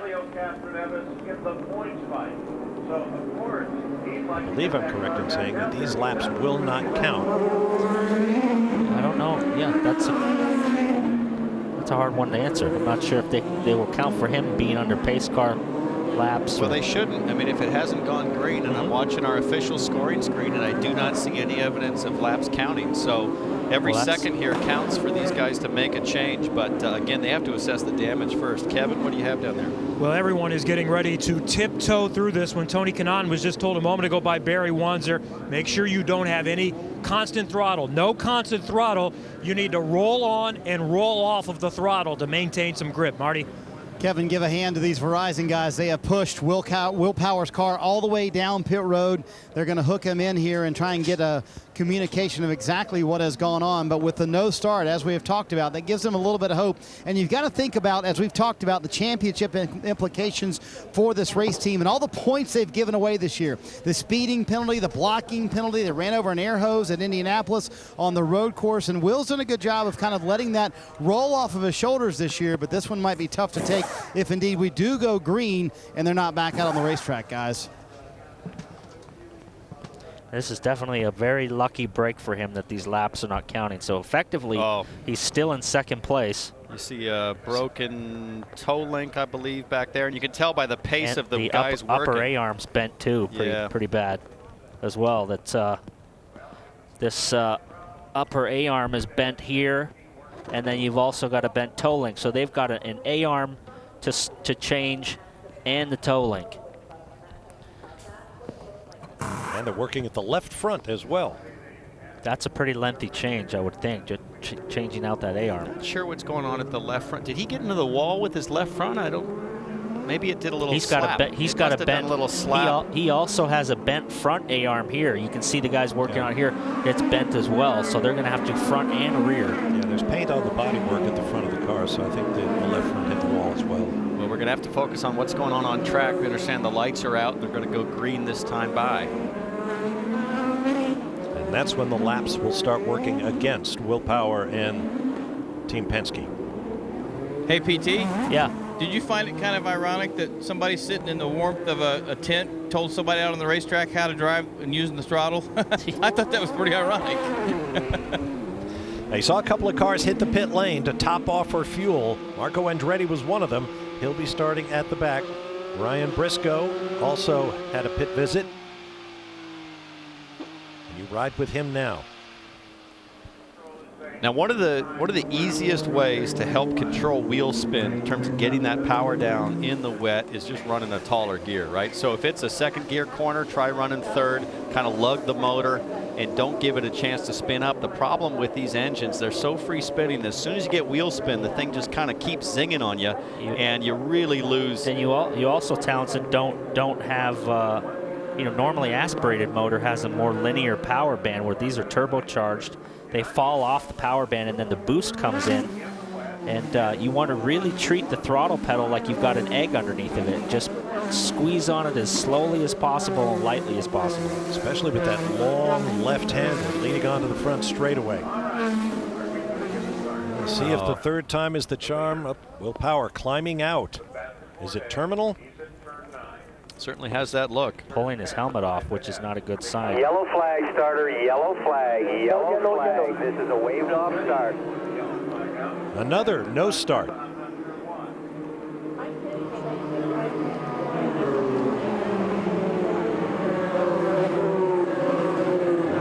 cars are on track, offering some form of entertainment for the fans who have sat through 90 minutes to 2 hours of increasingly heavy rain. So we'll see what the officials decide to do. Let's hear from Will Power now with Marty. Well, let's try to get a word with him. He's talking to Tim Cindric. And was it the wrong call to send the race to green there, Will? No, I mean, unfortunately, turbo kicked in. I just whipped it. Like, I had no chance. My bad. I don't know. It's obviously at the front, it's a lot easier because you don't have the spray. But I'm sure, like in Houston, when I was start 18th, you can't see a thing. But as it spreads out, it gets better. But yeah, I don't know. Is the damage terminal? We'll get out. It'll be about an hour to fix it. Yeah. Oh man, couldn't have happened in a worse spot there with that cement wall. Even if I got some tires, I would have been all right. But I feel bad for the guys, the Verizon guys, to not even start the race. Yeah, bad deal, man. That's racing, and we'll move on. Did championship go through your head immediately, right away? Yeah. Oh yeah. I've got. You just sit there like, yep, that's a big chunk of points right there. Oh, man, that caught me out. I was not ready for that. All right, Will Power in here, obviously discuss it, and the key information he gave us. It will take about an hour to get that car fixed. Clearly, we'll go green within that hour, and they will lose a lot of points today, Bob. That they will, Marty. And don't forget, this is just the first of 2 full points paying races this weekend. Will Power will get another chance. We'll be back.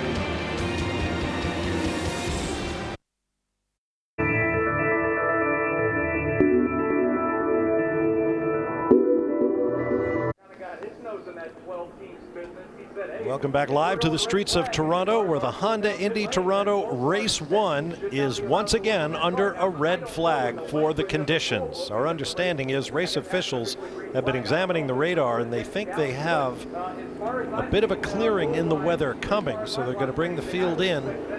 There's a look at the radar. We're right at the center of the bullseye. I think we're right there. here, Bob, and I think this is maybe the gap that you see that's coming, and maybe a bigger gap a little further behind as the storm's moving north into the upper reaches of Canada. I'm not sure what do we call that up there, Paul? What is up there, by the way? Cottage country up there. The further north you get, that's where everybody goes on the weekends to vacation. But I don't particularly agree with this. I think if they're going to wait, if they're going to wait to go green, they should at least run these guys around under yellow and try to keep moving the water. That's my guess in terms of that clearing in the weather. They're not expecting the track to dry out, but it'll give them an opportunity to move that water if there's no more falling from the sky. Well, this is another problem that can surface. The longer you wait and sit, the more chance you have for water to creep into the electronics without getting any heat cycling through that car to dry it out, or air. And you see Arie Luyendyk leaning in, asking Bourdais what he thinks of the track conditions. Might not be a bad idea to get out and run Arie in the 2-seater. Just start taking fans for laps and move some water around. I bet Arie's done a lot of wet driving in Holland. Yeah. So it's a situation where kind of damned if you do, damned if you don't. And there you see Justin Wilson's maybe heading to the little boys' room. I mean, these guys have been in the car for almost an hour and a half. There goes a lotion. The problem is with this, Townsend, you're out there, now you're wet, right? And you're kind of warmed up, you're ready to go, you're amped up, and now you're soaking wet, right? And you're hydrated, you've been drinking water, getting ready, and now you're cold and soaking wet. So these guys are running to the bathroom. Hydration's a great point, because you hydrate yourself expecting to lose 5, almost 10 pounds of fluid just in perspiration during the course of a race. So now you're fully busting at the seams with absolutely no workout in your near future. All these guys are running to the restroom. Well, when you say it that way, it sounds bad. We have yet to complete a lap. Well, I shouldn't say that. We've completed 13 laps under caution. None of them have counted toward the 85-lap race distance. No time is off the 2-hour time limit clock. In case you're wondering, the shortest race of the modern era of IndyCar racing was right down the highway in Bowmanville, Ontario, Moseport, now known as Canadian Tire Motorsports Park. 1967, part of a doubleheader. Checkered flag was thrown after just 6 laps of a very difficult racetrack. Due to rainfall, Bobby Unser declared the winner. In case you're just joining us, expecting to be halfway or more through this race, we have yet to start it. Race 1 of 2 here on the streets of Toronto, and this is the reason. Never a particularly heavy rainfall, but it just built and built and built on these city streets, remember, not a purpose-built racetrack.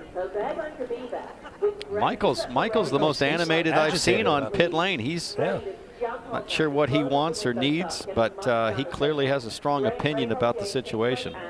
Robin? Fellas, Juan Montoya's got an electrical issue, and the team was pleading with the officials, let us work on it, because race control told it was okay, and the race officials said, I was told you couldn't work on it for 10 minutes, and they finally came to an agreement that they can take it apart. So the red flag might have helped him too, because he was in here when the thing stopped, so he's going to get to probably take his position, I would imagine. Well, if there was an issue earlier with electronics, you know, to unplug in the wet and try to replug in, man, I would think you'd take just as much risk, but if it's not running, you've got to do what you've got to do to get it to start. And Townsend, you see here all these electronical connections right here in your black boxes. It's right at the seam of where the bodywork is, so the water can get in there, and you know, it gets right onto those electrical connections. They fill up with water, and then all of a sudden you got a misfire. You won't shift. Your dashboard goes out. You know, these things are so finicky. You know, the liberty at which you're telestrating these days is cause for great concern. It's fantastic, isn't it? Well, our understanding is the cars have been released to their pit boxes, so working on the cars is legal. Michael's still shaking his head. You see Hunter Ray drying his feet. That's also a situation where you don't want to get in the car with wet feet, and then your feet slip off the brake. Or the throttle. He's putting rubber boots on now, so he'll walk around in those to go to the bathroom. So many issues, you know, just looking at all of the issues that can come from this. Remember earlier in the season at Barber, problems with the fuel probe where they had sat wet and then guys trying to insert the probe, perhaps a little oxidized, some stiction there in the system. So there's so many knock-on effects that can happen, and I think hopefully we get started here, because I think we're in for a race that can have any number of possible outcomes. Fans still meandering around the premises. There's a lot to see and do here at Exhibition Place and the Honda Indy Toronto. And I was saying earlier, guys, in the break, if you had to pick a country where fans were going to stick it out with you, it's here in Canada. These are just fantastic motorsports fans. They're knowledgeable, they're passionate, they love good racing, they love IndyCar racing, and there we see them. You give those guys a beer and a baseball hat, they'll sit through a tsunami. Yeah, maybe we can go out there and join them in a little bit. Meanwhile, Will Power's crew is working feverishly to get him back in the race. After this, watch ahead of Helio Castroneves. He just gets on the gas. You were spot on, Paul. He said the turbo kicked in. Yeah, exactly what I said. He said, you know, he got on the power and the turbo came in and it just snapped right away from him. You know, the last time that, you know, I raced in the rain with probably Townsend as well, we had big 900 horsepower motors from Honda and Cosworth with a single turbo. Those motors came on like a light switch, so it's extremely difficult driving in these conditions with a turbocharged motor. Well, here's a look at the standings. With just 6 races remaining, including the 2 this weekend in Toronto, Helio Castroneves with that 9-point lead over Will Power, Ryan Hunter-Reay, Simon Pagenaud, all in the hunt. Actually, every driver in this field is still mathematically alive for the championship. Of course, the magic number will start counting down between now and the season finale at Auto Club Speedway in Fontana, California. There's 11th through 20th. All of these drivers are still eligible. There are 350 points on the table in the season. Here's how they score. And keep in mind, these points will be awarded both for today's race and tomorrow, including the bonuses for pole, leading a lap, and leading the most laps in the race. So this championship has a long way to go. Let's hear from Tony Kanaan now with Kevin. Tony's just climbed out for a moment. You guys probably ready to get out of that car. You've been sitting there about an hour and a half. Yeah, I mean, honestly, I want to race. We want to put a show for the fans, but this is completely unsafe. I mean, there is no way we can start this race. We're going to crash one car per lap. If not, the back straightaway is we're blind. We're completely blind, aquaplaning. It's really not safe. My concern here is the safety. It's not anything else. And I will do whatever we need to do, but people need to consider that this is dangerous right now. So in your opinion, we need to wait till it basically gets down to a sprinkle so we have a chance to get the mist out of the way. Well, it gives you an example when the pace car misses the corner. It tells you what's going to happen to us. So yes, we have to evaluate because the conditions are not safe right now. Here in the time that you have, do you change shoes? Do you do anything to try to dry yourself out? How wet are you?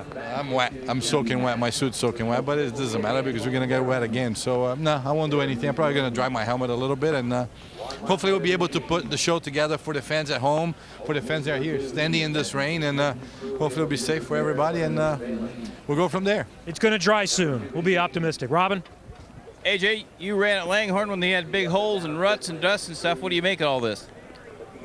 I guess every race I go to, I learn something new from the old days. You know, I've always heard that something happens on the car, you're not allowed to work on them. All of a sudden, they open the field, you can do whatever you want. So I guess I'm still learning. I guess you never get too old to learn.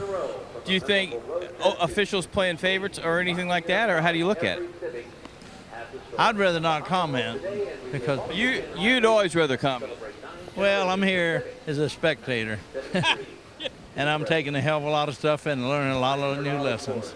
All right. Well, I told the Mad Russian that he owes you a bottle of vodka and a steak and to stay away from your car this weekend. Well, that sounds good, but I'm not a big drinker, so it'd be a waste of money. All right, I'll get you cash. Marty? Well, Robin, here's the flip side of everything. Will Power's team, as Bob mentioned a moment ago, back in the paddock, working feverishly on this car. Just checked in with one of the crew members. They said they think they're about 30 to 40 minutes away from having this car repaired. And if we do not go green, this will be great for this team. They are getting everything done they can. I've counted 8 crew members working on the car, even seen some other team members coming over to pitch in when they can. So they are working feverishly trying to get this car fixed. This is reminiscent of California a couple years ago when we had the race at Fontana, Kevin, where they worked hard to get Will Power back in the race, almost came back to win the championship in that race. So they're working diligently to get this 12 car back on the track. Kevin? We just heard from a 4-time winner, AJ Foyt. We have a 3-time winner of the Indianapolis 500, Dario Franchitti here. We've always said your role within the team is very vast and somewhat unexplained. So a 3-time 500 winner who's won 31 IndyCar races is cleaning off Tony Kanaan's helmet and drying it off. You're willing to do anything to help the team. I do whatever is necessary, and Benny isn't here right now, so TK needed that done, so why not? Why not? It's I was never allowed to do my own stuff, so I could sneak in there and do a little for TK. Anything to help. I think I did a good job at this. Yeah. It looked good, but it's not going to last very long. You're going to need to go back out. Yeah, it's going to get wet, there's no doubt. At this point, rather than me, I tell you, it looks really tricky out there. It's a shame, obviously, all the fans are here. They've come in, all the guys are watching on TV, but it's just not safe. It's unfortunately, that new asphalt between turns 1 and 3 is very smooth, doesn't dissipate any water, and you can see even the pace car went off. So, yeah, it's a tough one right now, but you know, there's risks you can take, and then there's just madness, and I think this is kind of, unfortunately, is not a risk you should be taking. Assuming it does get better in a little bit, how do you race in the rain? What is the key to try to keep it on the track and survive? Yeah, that's the tough part, and I really hope we go green here. I hope this if we get a small break, it'll dry up in a hurry, and then we can go racing. But you got to stay out of trouble. And the thing is, if you break early for the hairpin or something, you can get wiped out by somebody else making a small mistake 5 cars behind you. You just don't know. There's so much luck involved anyway, but especially in the rain. So I think we're going to see a pretty interesting race. I hope all the Ganassi cars have a good day though. This isn't very much fun, so let's talk about something that was. You were at Goodwood again recently, and you had a chance to drive your hero Jimmy Clark's car. Yeah, I drove that at Silverstone actually. I got to drive that in its proper environment around the Grand Prix track there. There was a bunch of the guys, Emerson Fittipaldi, Jackie Stewart was out there driving around too in some of their historic cars, and I got to drive Jimmy. So to look in the mirror and see Jackie there in the Matra was something very, very special. So and that's one of my all-time favourite cars right there. And it was wonderful. And I got to do Goodwood as well, drove some of the old Mercedes cars up the hill, an old DTM car. So I've been having some fun when you guys have been busy at the track. You are having fun. I know you miss it, but you're making the most out of this and getting to do things that you have not had time to do in a long time. I am loving life. Life is really good right now. This morning, I really missed being in the car. I was ready to bolt some Firestone Reds on the 10 car, lock TK in the bathroom and go for a spin. But right now, with the weather the way it is, I'll leave it to him. Yeah, we're good over here. We're going to stay under the awning. There's Dario Franchitti, Bob. Good to see Dario, who is also the official ambassador for the Road Racing Driver Club's website, safeisfast.com. It's nonprofit, and it has a variety of tutorials on a career in motorsports, including a great one with Mario Andretti.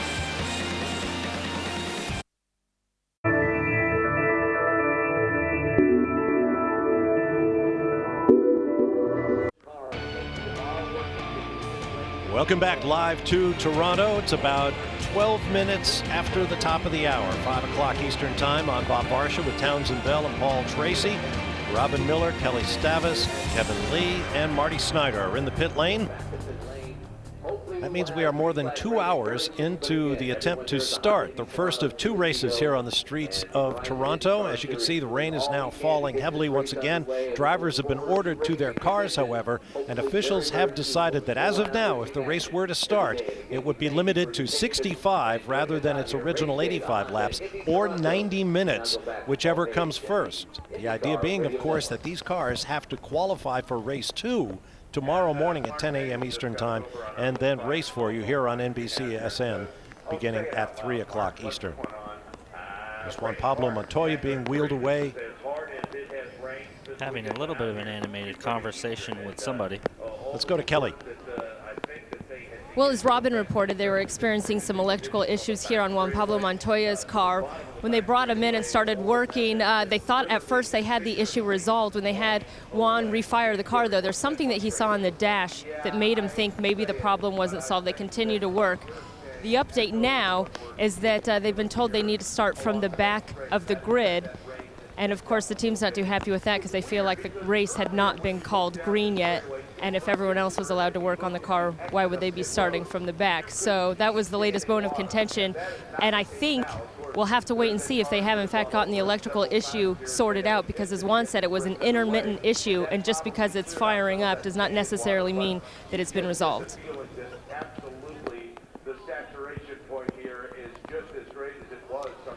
He's telling him what's going on with Will Power's car there in terms of the damage that Will incurred in that situation with the wall. We see Will Power talking to his race engineer, Dave Faustino. It looks like he's wolfing down a Vegemite or something. Going to get back out there. You know, so many of your pre-race rituals get thrown off here. Hunger, hydration, etc. Marty? It was not a Vegemite sandwich, I can tell you, Townsend. It was just a little protein bar, and Dave Faustino was telling Will Power, go get your stuff on. You see Will getting ready to put on his balaclava, and he's going to put on his helmet here in a second. They almost have this 12 car ready to go, and that is amazing. They're putting a few tie wraps on the rear end here just to make sure that everything is good, and they think they have it buttoned up and ready to go. They did inform Will Power that you will have to start at the back of the field. Tim Cindric having a discussion with an IndyCar official right now about that decision, but Will Power almost ready to go back on the track, and who knows, he may even make the start of this thing if we do indeed get going, Bob. You can see by his reaction, Bob, he's a little bit amped up. He's a little bit of nervous tension there.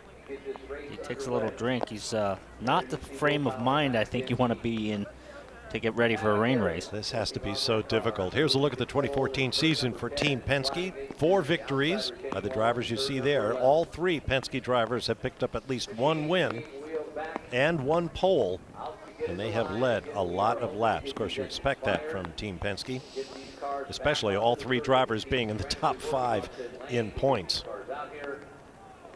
In the pit lane for ordering purposes, car 8, car 2, and car 12 will be at the back. 8, 12, and 2. So that's Briscoe, Montoya, and Power.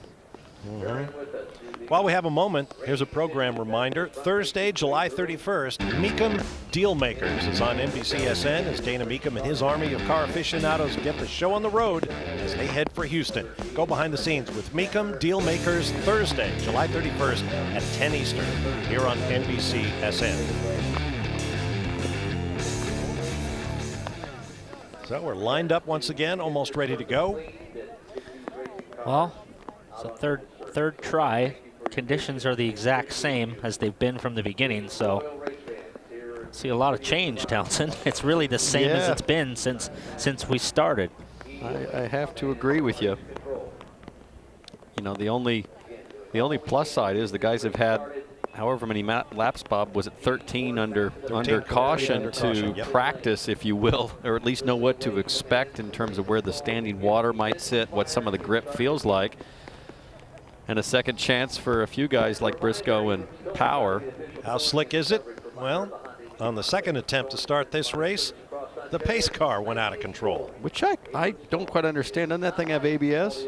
It's locked up, so the ABS doesn't look like it's working very well. Well, it was working before we got it, before you drove it, but there was, all the lights were blinking and the alarms were flashing when you got done with it. I took the mayor for a ride this morning in the pace car, so I think that's the second time Ari spun out. Didn't he spun out the two-seater? Long Beach. At Long Beach as well, so. Well, like a good driver, he turned and looked out the driver's side window as the scenery was coming at him 90 degrees to the direction. Has he been replaced? Let's see here. No. No. He's still there. Shot. That's right. Listen, if Will Power gets another shot, we're going to give Ari another shot. Yeah, two-time Indy 500 winner. Deserves the benefit of the doubt. Does he have to start at the back? No damage, no damage. Maybe. AJ will get mad at him and give him a karate chop like he did in Texas that one year as well. Wouldn't be the first time, would it? No. Oh, goodness. Where was that? Texas? Oh, boy. One more time, a tip of the hat to the fans here in Toronto. I mean, they have sat through first threatening weather, then miserable weather. But the vast majority of them are right there in the grandstand, shaking the water out of their umbrellas and their hats and their hair, because they want to see their hero, James Hinchcliffe, and his colleagues get after it here on the streets of Exhibition Place in Toronto. Sweeper trucks are giving it a shot. Blowers are still out on track. If you weren't with us for our pre-race show, IndyCar Live presented by Verizon, Paul Tracy took our man T-Bell out to show him some of the lines. And also to apparently hurt the pace car enough to lose its ABS. Let's watch what happened. I think it was that guy who was messing with the automatic transmission. Check it out. I'm here in my hometown with T-Bell, fresh off the track at Motorsport. Now turn one is super, super bumpy. Guys have been going down the runoff repeatedly in practice today. Woo! Nice line. Smooth like butter. Hey, I didn't forget how to get around here. This isn't my first rodeo, Townsend. What's going on with the trailer? You're going to blow this thing up on false neutral. Putting it in neutral on Hey, take care of this thing. We've already had a memo, by the way, about pace car abuse.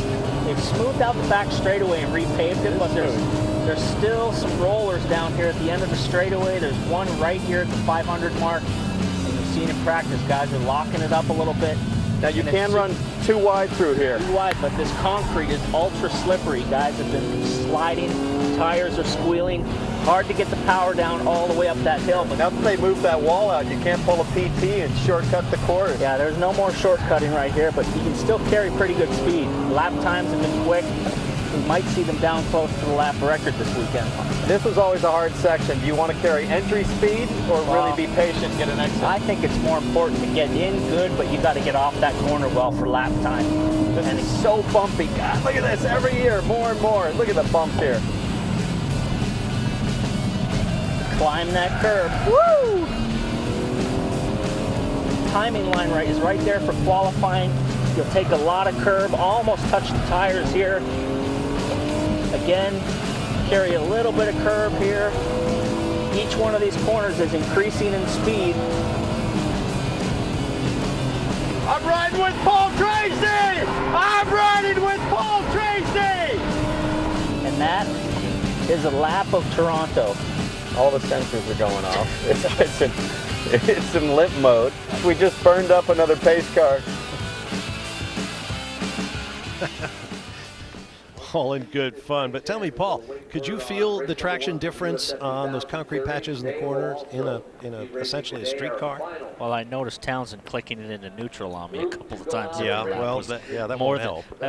Definitely, Bob. The concrete is slippery, and it's, you know, like I said earlier, I was out there in the stadium super truck running with Robbie this morning, and it wasn't as wet as it is now, and it was like driving on ice. So You know, these guys are on full race tires, real soft compounds. You know, the truck I was driving were street off-road tires, so I know it's not apples to apples, but, you know, it is very slippery out there as we still will getting ready. Robbie, of course, would be Robbie Gordon with his stadium trucks, and here they are. That's me right there, in the wets. I locked it up just like the pace car. The huckabuck. I was amazed I never hit anything. I just slid all the way down into the brake zone here. Not since Danny Sullivan in 1985 have I seen somebody do a spin covering that much distance without hitting somebody or something. That was impressive that you kept it off the wall at least. Well, Robbie told me don't hit anything this year. Well, there's the man back in the car. Will Power, that is. Here's Marty. And I just talked to Tim Cindric moments ago, and by my very unofficial clock, fellas, 23 minutes to get this car repaired once they've been in the paddock. That is impressive. That's since the last red flag, and they got back here about 2 minutes after the red flag. Tim Cindric told me they had to replace the entire left front suspension and the entire left rear suspension, but they have everything set. And you guys talked about Will Power, how he looked amped up a moment ago. His wife Liz walked up to him right after we were done with our shot and kind of calmed him down. He seemed to have a little bit of a different demeanor when he climbed into the car. We'll see if that translates onto the racetrack. But Cindric told me about 2 minutes ago they're about 2 minutes from rolling out. As you can see, buttoning up the final few screws here. I think Will Power is going to roll back out onto the track. This has been nothing short of impressive. At one point counted 12 guys working on this car to get him back out on the track. An impressive effort by the Penske boys. Wow, and that's not really something you can rehearse, is it? I mean, every accident is different. And every man has his job going in to try to get the car back on the track. And like Marty said, his wife Liz came over, and she's a very nice, calm girl. She was a PR girl for teams for many years, and real calm herself. So hopefully she'll be able to calm Will down here, and so he can get out there and get the job done today. I really feel like this is a big challenge for Tim Cindric, who's on the radio with Will Power, to keep him calm, not only for the start, but all race long and for the rest of this championship. He's got to figure out how to minimize mistakes going forward, and he's got the most talented guy in the field on these kind of circuits to coach through it. In these conditions, Bob, you can't drive at 100%. You have to drive in these conditions at about 5% effort to keep it on the track. Slower is faster in these conditions. There's Juan Montoya at the back of the pack. I mean, we have decided to keep the equipment busy going up and down the back stretch. So that's where we are for the time being. We will have updates as conditions continue to improve. So no definitive forecast as to when this will start, other than the drivers sit in the cars ready to go. That's race control, monitoring the situation on the backstretch and keeping those sweepers going as we see Will Power get pushed hurriedly out to the grid. What must it do to a driver's head? I mean, here you are, you're not sure whether you're going to race at full speed or not, and then you go out and you see what the situation is with the track conditions, and then you get, I mean, for all Will Power knew, he was out of this race, now he's back into this race. I think what a roller coaster. For me, Bob, I mean, as a driver in my years in the car, just the indecisiveness would get me so frustrated. I'd be like, are we going to do this or are we not going to do this? And that's the frustrating thing for a lot of these guys. They're sitting there like, either we're going to do it or not. So make a decision and not flip-flop back and forth. Yeah. Paul's right. You know, there's so much to getting ready to drive an Indy car for a race. It's a lot like baseball. You have a routine, except in IndyCar, the routine is literally hours preparing yourself, your body, your equipment, the crew, etc. So this series of starts and restarts, it's a bit like trying to get up to the plate, and all of a sudden a fan throws a beach ball on, and obviously you got to back up, and then you get back up and you dig in, you do your practice swings. All that sort of stuff plays into the mentality. Kelly? Townsend, you'll remember the first race in Houston, they changed it from a number of laps to a timed race, and it seemed that Dale Coyne was the one that was dialed in to change the strategy. We've had two changes now today. Do you can continue to crunch the numbers, or do you have a kind of standard grid you're going to follow? No, it's standard, so they can keep shortening it. We'll adjust our little spreadsheet and just keep going. So who knows what's going to happen? You know, it's 65 laps now, but that also means half distance is only 33. So there's all kinds of things to think about. Wow, I'm glad someone here understands all this. Of course, Carlos Huertas went on to win that race. Do you feel like then you're at a bit of an advantage given the conditions and the changing race? I kind of like these yellow laps. It's like the more we do, the more positions we gain. These guys keep knocking themselves out. So, no, it's the same for everybody. I mean, both guys are good in the rain, but everybody here is good in the rain. So we'll see what happens. We just saw a pretty miraculous repair job on Will Power's car. Are you pretty impressed he's going to probably make it back out here? No, that doesn't surprise me. I mean, he's a big advantage sitting here now like this. And, it's happened before for people, and he's got to start at the back. But in this race, anything can happen. All right. Thank you so much, Dale. We'll see how his strategy plays out when and if we ever get this race underway. Bob? Oh, excuse me, Marty? Kelly, I think if is the big question. Will Power sitting in his car, and his team kind of had a team meeting on the radio on the way over here, and Power said, listen, if we're starting at the back and we do get this thing going today, I'm going to want all the downforce I can get. So that's what you see the team doing right now. They're putting all the wickers on that they can. They are going full downforce on Will Power's car with everything they can, front, back, trying to do the best they can, because now their game has changed, right, guys? They were starting second. Now they're starting at the back of the field, trying to do everything they can to gain as much track position if we get going, Kevin. And Marty, we rethink their fuel strategy, going from 85 to 65 laps, plus in the wet, they're going to get significantly better mileage as they don't go full throttle that often. So this likely becomes just a one-stop race instead of a two-stop race, but there are still different variables. What if it's drying out before the end of the first stint? Do you want to come in early? If it's drying, those Firestone wet tires are not going to last a full 30 laps or so. We think, by the way, under green flag conditions, we're talking somewhere between 28, maybe as much in fuel save mode, 33 or 34 laps. So pretty simple one-stop race, assuming they stay in similar conditions, at least for the entire first stints. Well, that's an interesting deal going on with Penske. If I'm Chip Ganassi or one of these other teams, Michael, that's fighting for the championship, and I'm seeing Will Power's crew making setup changes and aero changes, and they're not allowed to touch their car, I'd be completely beside myself over this. Well, we've definitely got a different set of circumstances, and they're changing by the minute. And keep in mind, had this been a dry race, it would have been over by now. And these teams are not just going to load these cars on the truck and then head for a well-deserved break before they reconvene at the Mid-Ohio Sports Car Course later this month or into early next month. I mean, they have another race tomorrow. They have another qualifying session tomorrow. If they go out there and break the race car, they've got to fix it tonight and be ready to go. The sun won't set officially until 8:55 Eastern Time. It'll obviously get darker earlier with the heavy cloud cover, but that's not the main concern. The main concern, other than the race about to unfold, is tomorrow's race. You can almost see it in the body language of the crews up and down the pit lane. What next? It's draining for the crew. You know, you're standing out there, everybody's amped up, ready to go. And this start, stop, start, stop. I mean, these guys are ready to go. They all want to race. The crew guys are ready, and this is it's draining mentally for these guys. Watching Ari Leyendyk have another run here at turn 3. We'll see what the spray looks like coming off that Honda pace car. It looks better than it's been, Townsend. Yeah. Well, they've been sweeping it. You remember, you heard them on race control, said they were going to continue to work the situation. And drivers left, it looks like there's a little bit more moisture, but kind of in the center there, if the road's crowned at all, it looks okay, although it's leaving some pretty heavy tracks. But, you know, easy for us to say in the comforts of the booth here, as we see Chip Ganassi and Roger Penske sharing a moment and a laugh. If this were, say, a natural terrain road course with lots of runoff as opposed to concrete walls right at the track verge, would we be racing by now? We'd be about over with the race. I mean, without having the walls around the track, it allows that spray to like get away from the track, whereas it kind of traps it in. It's almost like that spray gets kind of trapped by the fences, and then it creates a fog. So, you know, a big open road course, that spray is able to dissipate. There's a good sign, though. You see the tree limbs moving, so there is a breeze out there, and that should help as well. Let's go to Marty Snyder again. Let's chat with Michael Andretti. And first of all, you've talked to all your guys. Do you think we should go back green today? I don't know. I mean, I don't understand what we're doing, why we keep stopping it. Then we're allowed to work on the cars, which nobody really needs to work on a car. And I don't understand what the thing is.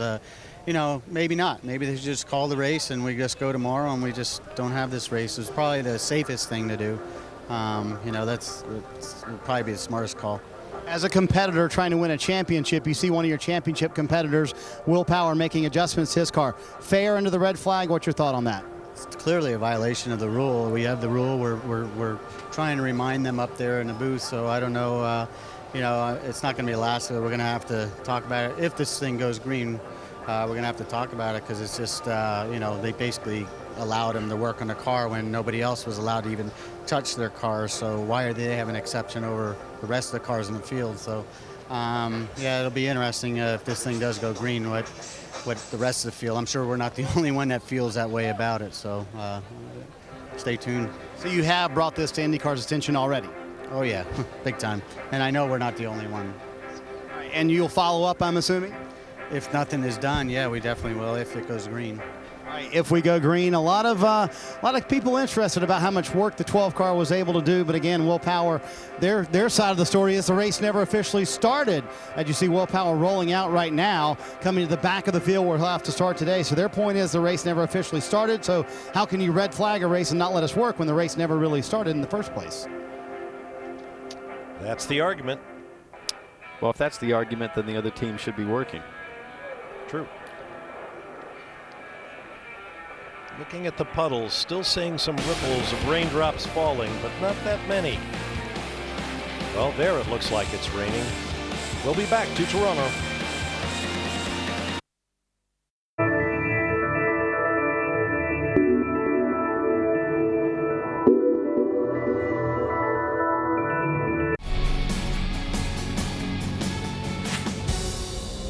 I'm Brad Keselowski, and you're watching NASCAR America. Brad Keselowski will go to Victory Land in New Hampshire. Confidence in everybody on the team, and roll tide. Is the championship swagger back for Brad Keselowski? Just look at that race team. Is Penske the #2 team now in NASCAR? Rick, I think you make the case they're #1 right now. The 33 car hit him? Yeah, he drives in on the apron, so then he won't turn, so then he drives straight up the racetrack. You drive down the road. You catch Phelan at 10 miles per hour on the highway, that seems pretty quick, right? Sure. Now do that racing speeds, and he couldn't hold his line. It was his fault. That's the kind of analysis and comment you'll see in every episode of NASCAR America here on NBCSN, weekdays at 5 p.m. Eastern Time. We welcome you back to the streets of Toronto, Canada. 13 laps in the book, but none of them count. They were all done under yellow, behind the safety car, as the Verizon IndyCar Series officials try to find a way to get this race started without excessive risk to the drivers involved. The first of 2 races this weekend. We're under a second red flag, and the teams are awaiting further instructions while officials attempt to deal with the buildup of water on the high-speed straights and tight corners of this racetrack. We're joined once again by Derek Walker, President of Competition and Operations for IndyCar. Derek, where do we stand right now vis-a-vis getting this race in? Well, we're continuing to try and get the standing water out of the way. There's a break in the weather on its way. We're hoping it's going to get here soon enough, but we're just trying to clear the conditions enough to be able to get the race started. So we're on a little bit of a hold here, and we've got every truck out there trying to push the water as far as we can. Is there a particular part of the racetrack that's giving you problems more than another part? Back straight is the big one. Yeah, there's a lot of standing water there, so it's we just don't need to throw them out there and end up punching them in the wall just because the conditions are unbelievably slick. Derek, there's been a lot of animated voices on pit lane, sort of differing opinions as to what's allowed in this situation in terms of working on the cars, red flag, but the race never officially started. How do you make sense of all of that? Well, it's a typical wet race when it hasn't started. You know, it's all these dramas that pop up here and we have to deal with it. The stewards look at the situation as the race had not started, so therefore nothing's really happened. You know, we're here to put on a show, to put on a race. The only thing the 12 car really got is he didn't do the parade laps, and so he's going to start at the back of the grid. That's the call so far, is going to be, that's it. It's that technically the race hasn't started. So is any team allowed allowed to work on their cars right now on pit lane? Well, we have done that. We have let them work on cars. So when we let anybody work, we let them all. When one person fuels, everybody got to fuel.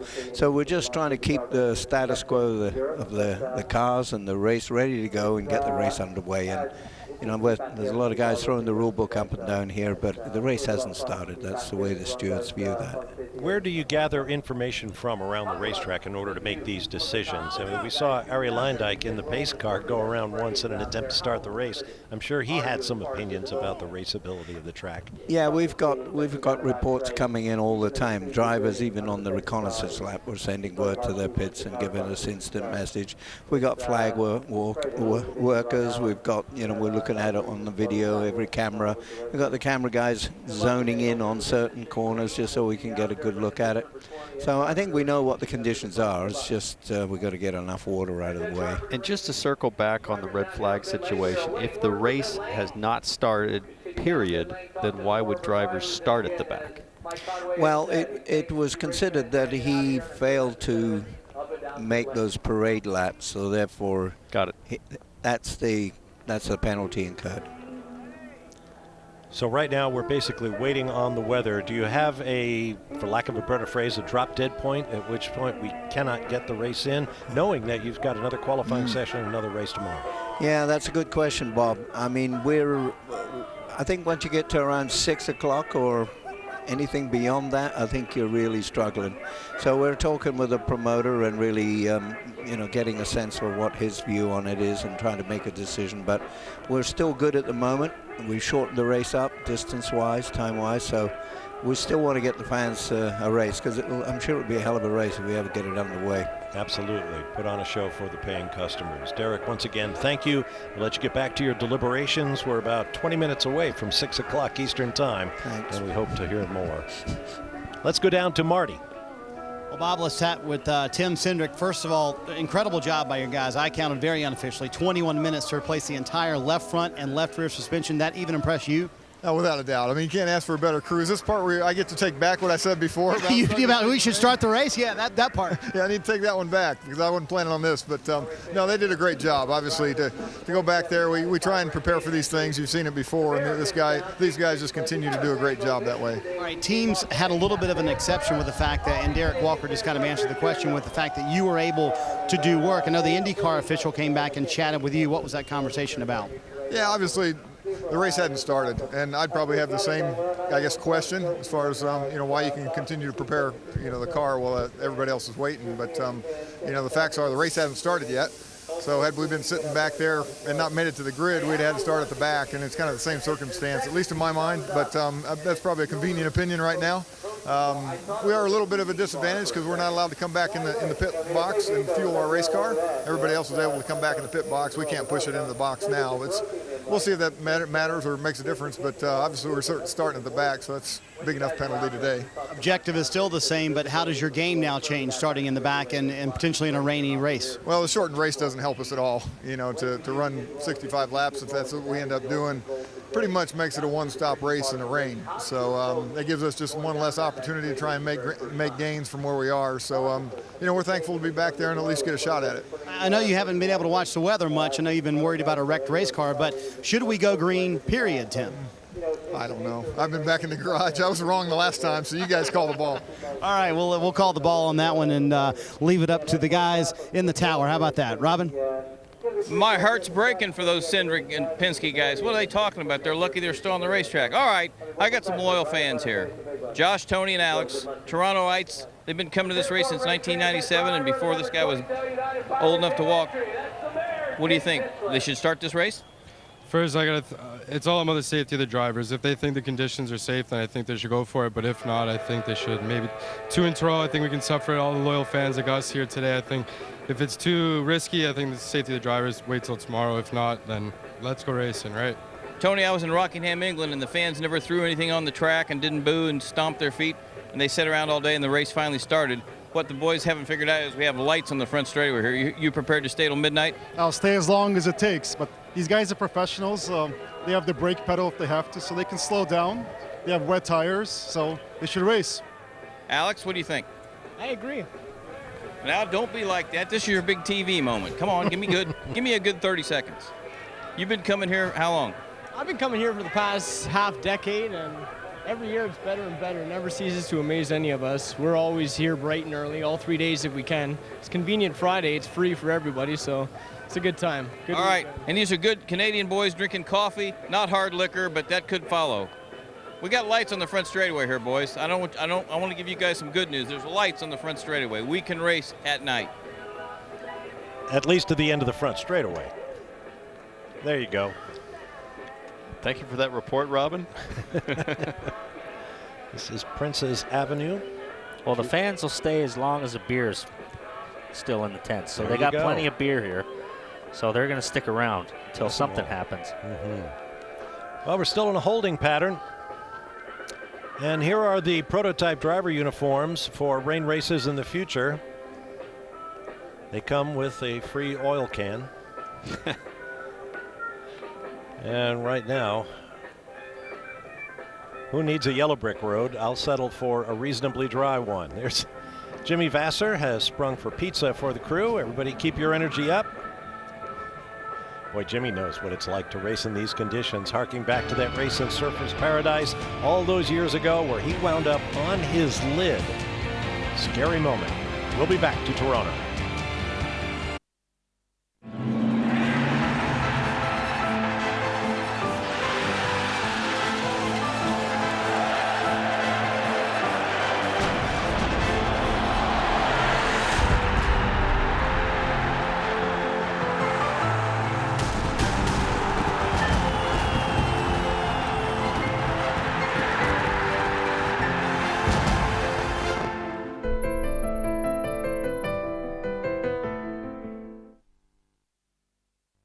Now on DVD and Blu-ray. We'll settle this behind the wheel.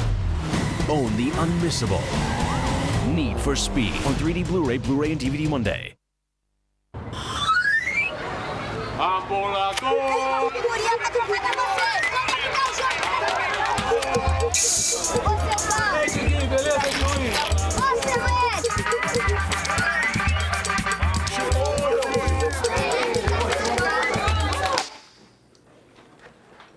The only time Brazil is quiet is when we're eating.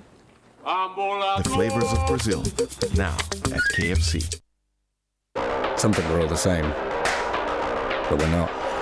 Others see the game as only one result, but we see hundreds of opportunities to win. From the number of corners, to the time of the cards. Every goal scored is important as the next. Every shot, every block, every save. From the first to the last minute, we make every moment matter. Join us and enjoy gambling responsibly. William Hill, the home of betting. 2 centuries, 1 bourbon. That's how Jim Beam makes history. How will you make yours? Jim Beam. Make history.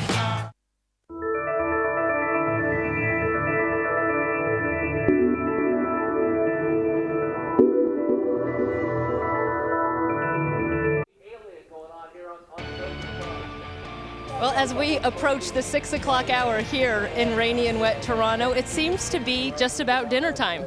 I'm standing by with James Hinchcliffe. James, I see the guys on pit road, the crew guys, passing around pizza, Cheetos. How was that granola bar you just put down? Yeah, good. I mean, I was expecting to be done the race by now, so I was starting to get a little hungry. Luckily, I got filled up on this, but yeah, unfortunate what's happening here. I feel bad for the Toronto fans. I mean, they've been so awesome all week, and there's still a lot of them hanging on there. Hopefully we can get out there and get a show. But luckily, I know you were talking about bad hair days. I don't have to worry about that right now either, so I guess I'm kind of in Bobby's camp. Right, you and Bob Rahal both sitting pretty. I was going to ask you about the fans because you did an interview for the live PA. There was a big cheer. How impressed are you with their dedication to sit through this?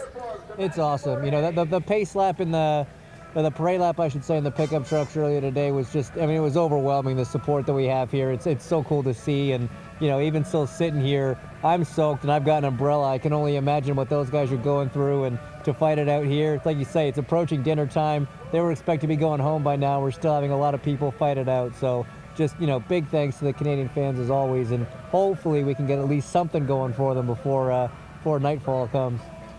I know it's been a while since you've actually gotten to make a lap and see how the track is, but We continue to feel the rainfall. I mean, what are your thoughts on maybe what they should do from here? It's a tough call, you know. I mean, there's no doubt it was the right call to red flag it when they did. The conditions were pretty treacherous. You know, not only a slick track, as we saw a bunch of guys going off under yellow, but the visibility was just non-existent over second gear. So it's, you know, you got to take safety first. Hopefully Mother Nature cooperates, but for right now, until the rain stops falling, we're kind of handcuffed, so it's a bit unfortunate. Well, we all want this thing to clear up and get going green. Thank you, James. A lot of fans still wanting to see their hometown hero, James Hinchcliffe, get going here in Toronto. Yeah, I imagine there's a lot of dinner reservations that aren't going to be kept this evening. Let's go to Kevin Lee. Paul Ziggy Harkis calls strategy for Carlos Munoz. So is one of your jobs now to keep your driver entertained and keep him company as he sits there in the rain? Well, he's actually a bit bored at the moment, as I'm sure they all are, but he wants to go racing. He's asking him, he said, are they going to go because I want to go racing? He's pretty comfortable in the rain, even though we had a bit of an issue down in the Barber race, but he's good, he's ready to go. We're just not sure that it's safe right now. What do you think of what he's been able to do in his first full season? I think he's done a great job. You know, it's a big step from lights, and he's done a good job for us. He's very fast. I think he has a lot to he had a lot to learn when he first came in with the pit strategies and the cold tyres, hot tyres. So he's doing a great job, and I think you know, to me, I'm very impressed with him. I think he's got a lot of talent, and he'll go a long way. Assuming we do get going a little bit, it's 65 laps. Is it a straightforward one-stop race, or there's still some wrinkles involved? It's pretty much they're just saying right now they're going to release the cars back to the team, so I don't know what will go. But yeah, right now it would be a one-stop strategy, and I don't see any dry tyres coming this way, so it'd be one stop and just trying to see what we could do. All right, thanks, Ziggy. Paul Ziggy Harkis with Carlos Munoz and Andretti Autosport. Over to Robin. Hey, Brian. Brian Hurt is with us. Bowers and Wilkins back on the car this week. I'm asking you this question as a former race driver, not as a coroner right now. Should they go out and race? They've got a brake and a throttle and a brain and trust their instincts? I think so. And, you know, I put more faith in Jack because he's been out in these conditions now for a few laps behind the pace car. He wants to go. He's ready to go. So if he says he's ready to go, then we're ready to go. And I think the other thing is there's all the condition. The fans are sitting here, and we're on national television. You got to do something. I think the delay is just killing everybody. Yeah, I mean, we just like to know what we're doing. You know, we're ready to go racing. You know, you probably had a chance to interview just about everybody here today so far, but this is such a great event. It's a great venue. We love coming here, and we've had so many great races. And you know, hopefully the weather will cooperate here, and we'll have a great one still today. How's Colton Herta doing this week, and what's he doing? He's waiting for the rain too. He's supposed to race after us. I said, better put some headlights on that one, Bubba. We got front straightaway lights. Colton Herta is Brian's 14-year-old son, who's a hell of a race driver. The guys are climbing out of their cars. Cars are coming back to the pits. Bobby, I don't know if we're ever going to get to race. And that would be a shame. But here we are. Paul? Well, I guess if this is not going to happen, I'll throw out an idea and see what Townsend thinks of it. I would keep the qualifying order from today and try to run a short heat race tomorrow, maybe a one-stop race, and then do a three-quarter race in the afternoon. What do you think, Townsend? And you'd still have a doubleheader. Yeah, I mean, you still would, but maybe you do a Sunday and a Monday. You know, where do these guys have to be next week? They've got a weekend off, right?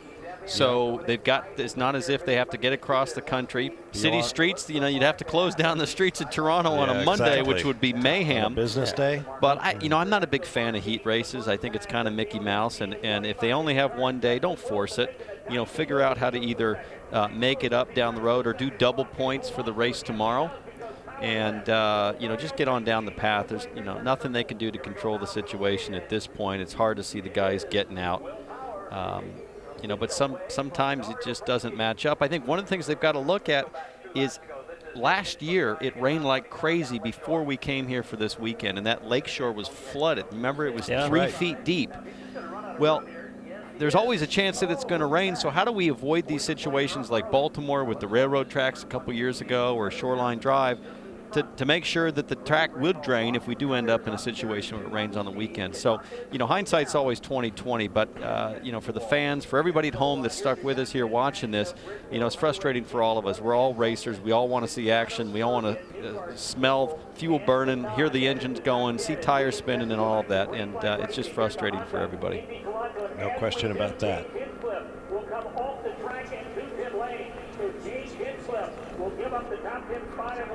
You see the teams, no doubt, explaining the situation to each other, looking at the monitors, looking for messages from race control. These fans have to be hungry. How many calories are in a beer? 150? What kind of beer? Bob just drinks wine. That's PT, you've thrown a few back. What's a Molson have? 150 calories? I drink light, though. These fans can hang. They can feed themselves just off a beer here for another hour or two. Let's go to Kelly before this gets out of hand. I think it's too late for that, Bob. Graham Rahal qualified 14th, but the good news is if we go back green, you'll start 11th. That's got to be some of the easiest spots you've picked up. Yeah, it is, although I feel like those laps should have counted, frankly. And I know we never officially went green, but, a guy like Power spinning and losing it, he should be 5 or 7 laps down or whatever it was. So, there's plus and minuses to what we've done here so far today. At the end of the day, the rain like this, it's hard for the fans to see, but it's just dangerous. It's not actually puddling or the fact that the cars don't have the grip or anything like that. It's just down the back straight. I couldn't even see the walls on the side of the road. So you got to be smart about this stuff. We can't be killing anybody. So you just have to play it by ear now. I mean, so many different ways you can do this, but unfortunately, I have to sit and wait. How do you stay in it mentally with all the stopping and starting and sitting under an umbrella? Nothing you can do. I mean, sitting in there that long that we just did without doing anything, that's frustrating because we should have never gotten back in the first place until they knew that the surface was ready to go, and the rain had never stopped, so it certainly wasn't improving. But, we like to go out there and race. I mean, we need to get the National Guard car up front. We're focused here on doing a great job today no matter what, and I feel the rain has always been one of my strong points as a driver, and so I'd love to get out there and do it, but you got to be able to see, and as I said, the biggest thing is we can't be hurting anybody. It's about supper time. Are you going to go get something to eat now that you're out of the car? I'm thinking about it right about now. I'm definitely going to go back and change. I'm freezing. I mean, just soaking wet sitting in there. It's cold, so definitely go back, put a heavier weight suit on, and see what happens. I'll let you go too. And Jimmy Vassar's got pizza if you're interested down there. Yeah, I know. I saw him eating pizza, and then somebody else eating an ice cream cone. It was just like being teased down there for a while. Thanks, man. What you ought to do is try Canada's favorite snack. It's called poutine. As best I can tell, it's French fried potatoes with brown gravy and cheese curds. There are whole food trucks out here selling poutine. There's an interesting and animated conversation with Stefan Johansson in the back of the picture. Stefan there, who's Dixon's manager. He's got a lot of experience in IndyCar and Formula One, drove for Ferrari. Be interesting to get his opinion on what he thinks. Well, now Roger and Chip and Tony and Stefan and Elio and everybody's having a laugh. I feel like I'm watching 5 or 6 guys that really don't know what to do either. It's not as if anybody appears to have a strong opinion. So one of these helpless situations for everybody. You certainly feel for the folks in race control. I mean, that's not a job a lot of people want, and it's times like this that we have to appreciate, the decisions they're forced to make. I'm sure Tony Kanaan said something that cracked everybody up. He could make a statue smile. Let's go to Marty. Well, it's been a strange day, Bob, in Toronto, but none stranger than the day for Will Power. As you were sitting in the tire barrier before this race even started, did you think you would be sitting here ready to go if it does go green? Yeah, I mean, what's the chance? I mean, my guys did a phenomenal job in the time that they got that thing fixed. It's unbelievable to be back sitting in pit lane. But I'm not sure that they're going to have this race today if, they're relying on better conditions. I don't think there is going to be better conditions as long as it just keeps drizzling like this. So it's going to be really interesting to see what they do right now. How bad was the track when you were out there trying to get the race started? Well, I was at the front, so to me it was okay, but I'm sure the further back you get, the worse it gets. You can't see. I mean, in Houston, I started 18th, and I could not see my hand in front of my face, for the first few laps. So could I understand what the guys at the back, why they're saying that it's impossible, because it is. Feel bad for the fans, man. They're sitting there in the stands waiting for a race and we can't do it. It's just, to feel terrible. I wish we could get out there and have a good battle, but the conditions just probably too dangerous. And you would be one of those guys who now has to start in the back. So would you say let's run today in the rain or maybe wait till tomorrow when it's dry? I don't mind either way, you know, even if we're starting at the back. You know, I was hoping that we'd start then so we get a race in, but, you know, at the end of the day, the thing is, if someone spins in the middle of the pack, in the back straight there, no one sees them and someone gets T-boned, and that's a worst case. I mean, if that sort of thing happens, it's all bad. It's quite dangerous, but, you know, whatever the officials say, man, I'm ready to go. Is there part of you that's thinking, man, I'm a lucky dude because we now have a second shot at this race? Absolutely. I mean, when they were sitting there, I was thinking, what a great second chance to be put back in the race. I mean, I can't thank my guys enough. They've worked so hard, and for me to bloody put it in the wall like that, I feel so terrible, but I mean, just shows the type of team that this is, and they got that car back together and straight, back on the grid. If you win this championship, we're all coming to your party, okay? Absolutely, my shout. All right, PT, you're invited. Townsend's invited. Townsend? No, wait, is Townsend invited? Definitely, Townsend. You know, I mean, I called you the other day, man. I'm sorry, but stop calling me out, brother. Oh, here we go again. Here we go again. Even Townsend's invited to the championship party if he wins it. You know, I said to him on that.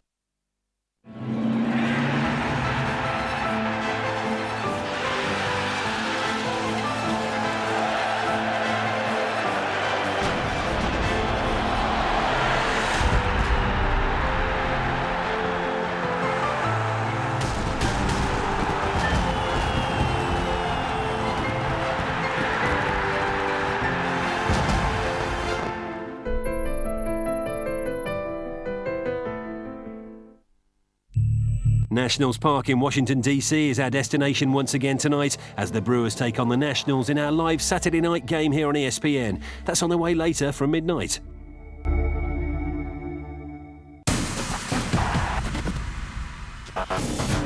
Welcome to Road to Rio. In this episode, we meet Spanish basketball hero Ricky Rubio. We're in China for the Asian Beach Volley Championships. But first, we head to Brazil for a World Cup report.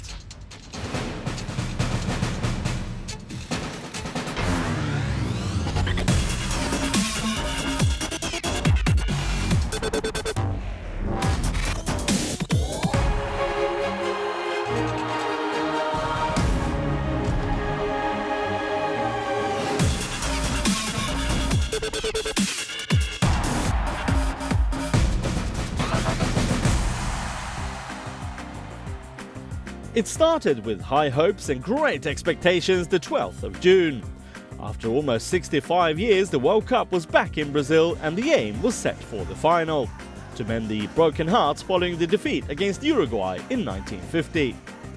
The football nation of Brazil is home to both a proud and expectant crowd, and as the atmosphere mounted on the streets, so did the pressure on the players. Os atletas agora estão tendo uma reunião. The athletes are having meetings with the psychology group, which goes beyond just working on the emotional aspect of the competition. They will work with the players that are participating for the first time to make sure they won't make any links to the 1950 World Cup. Estão participando pela primeira vez a Copa do Mundo e não fazer nenhum link com o que aconteceu em 1950.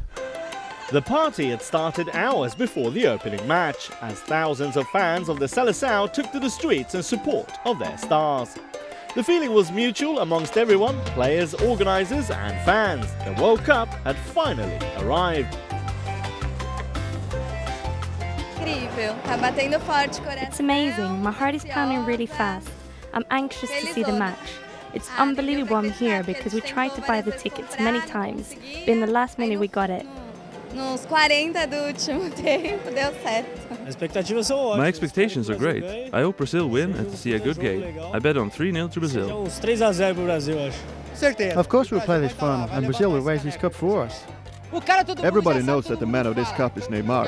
I think he's the key part, but the Brazilian team as a whole is the most important.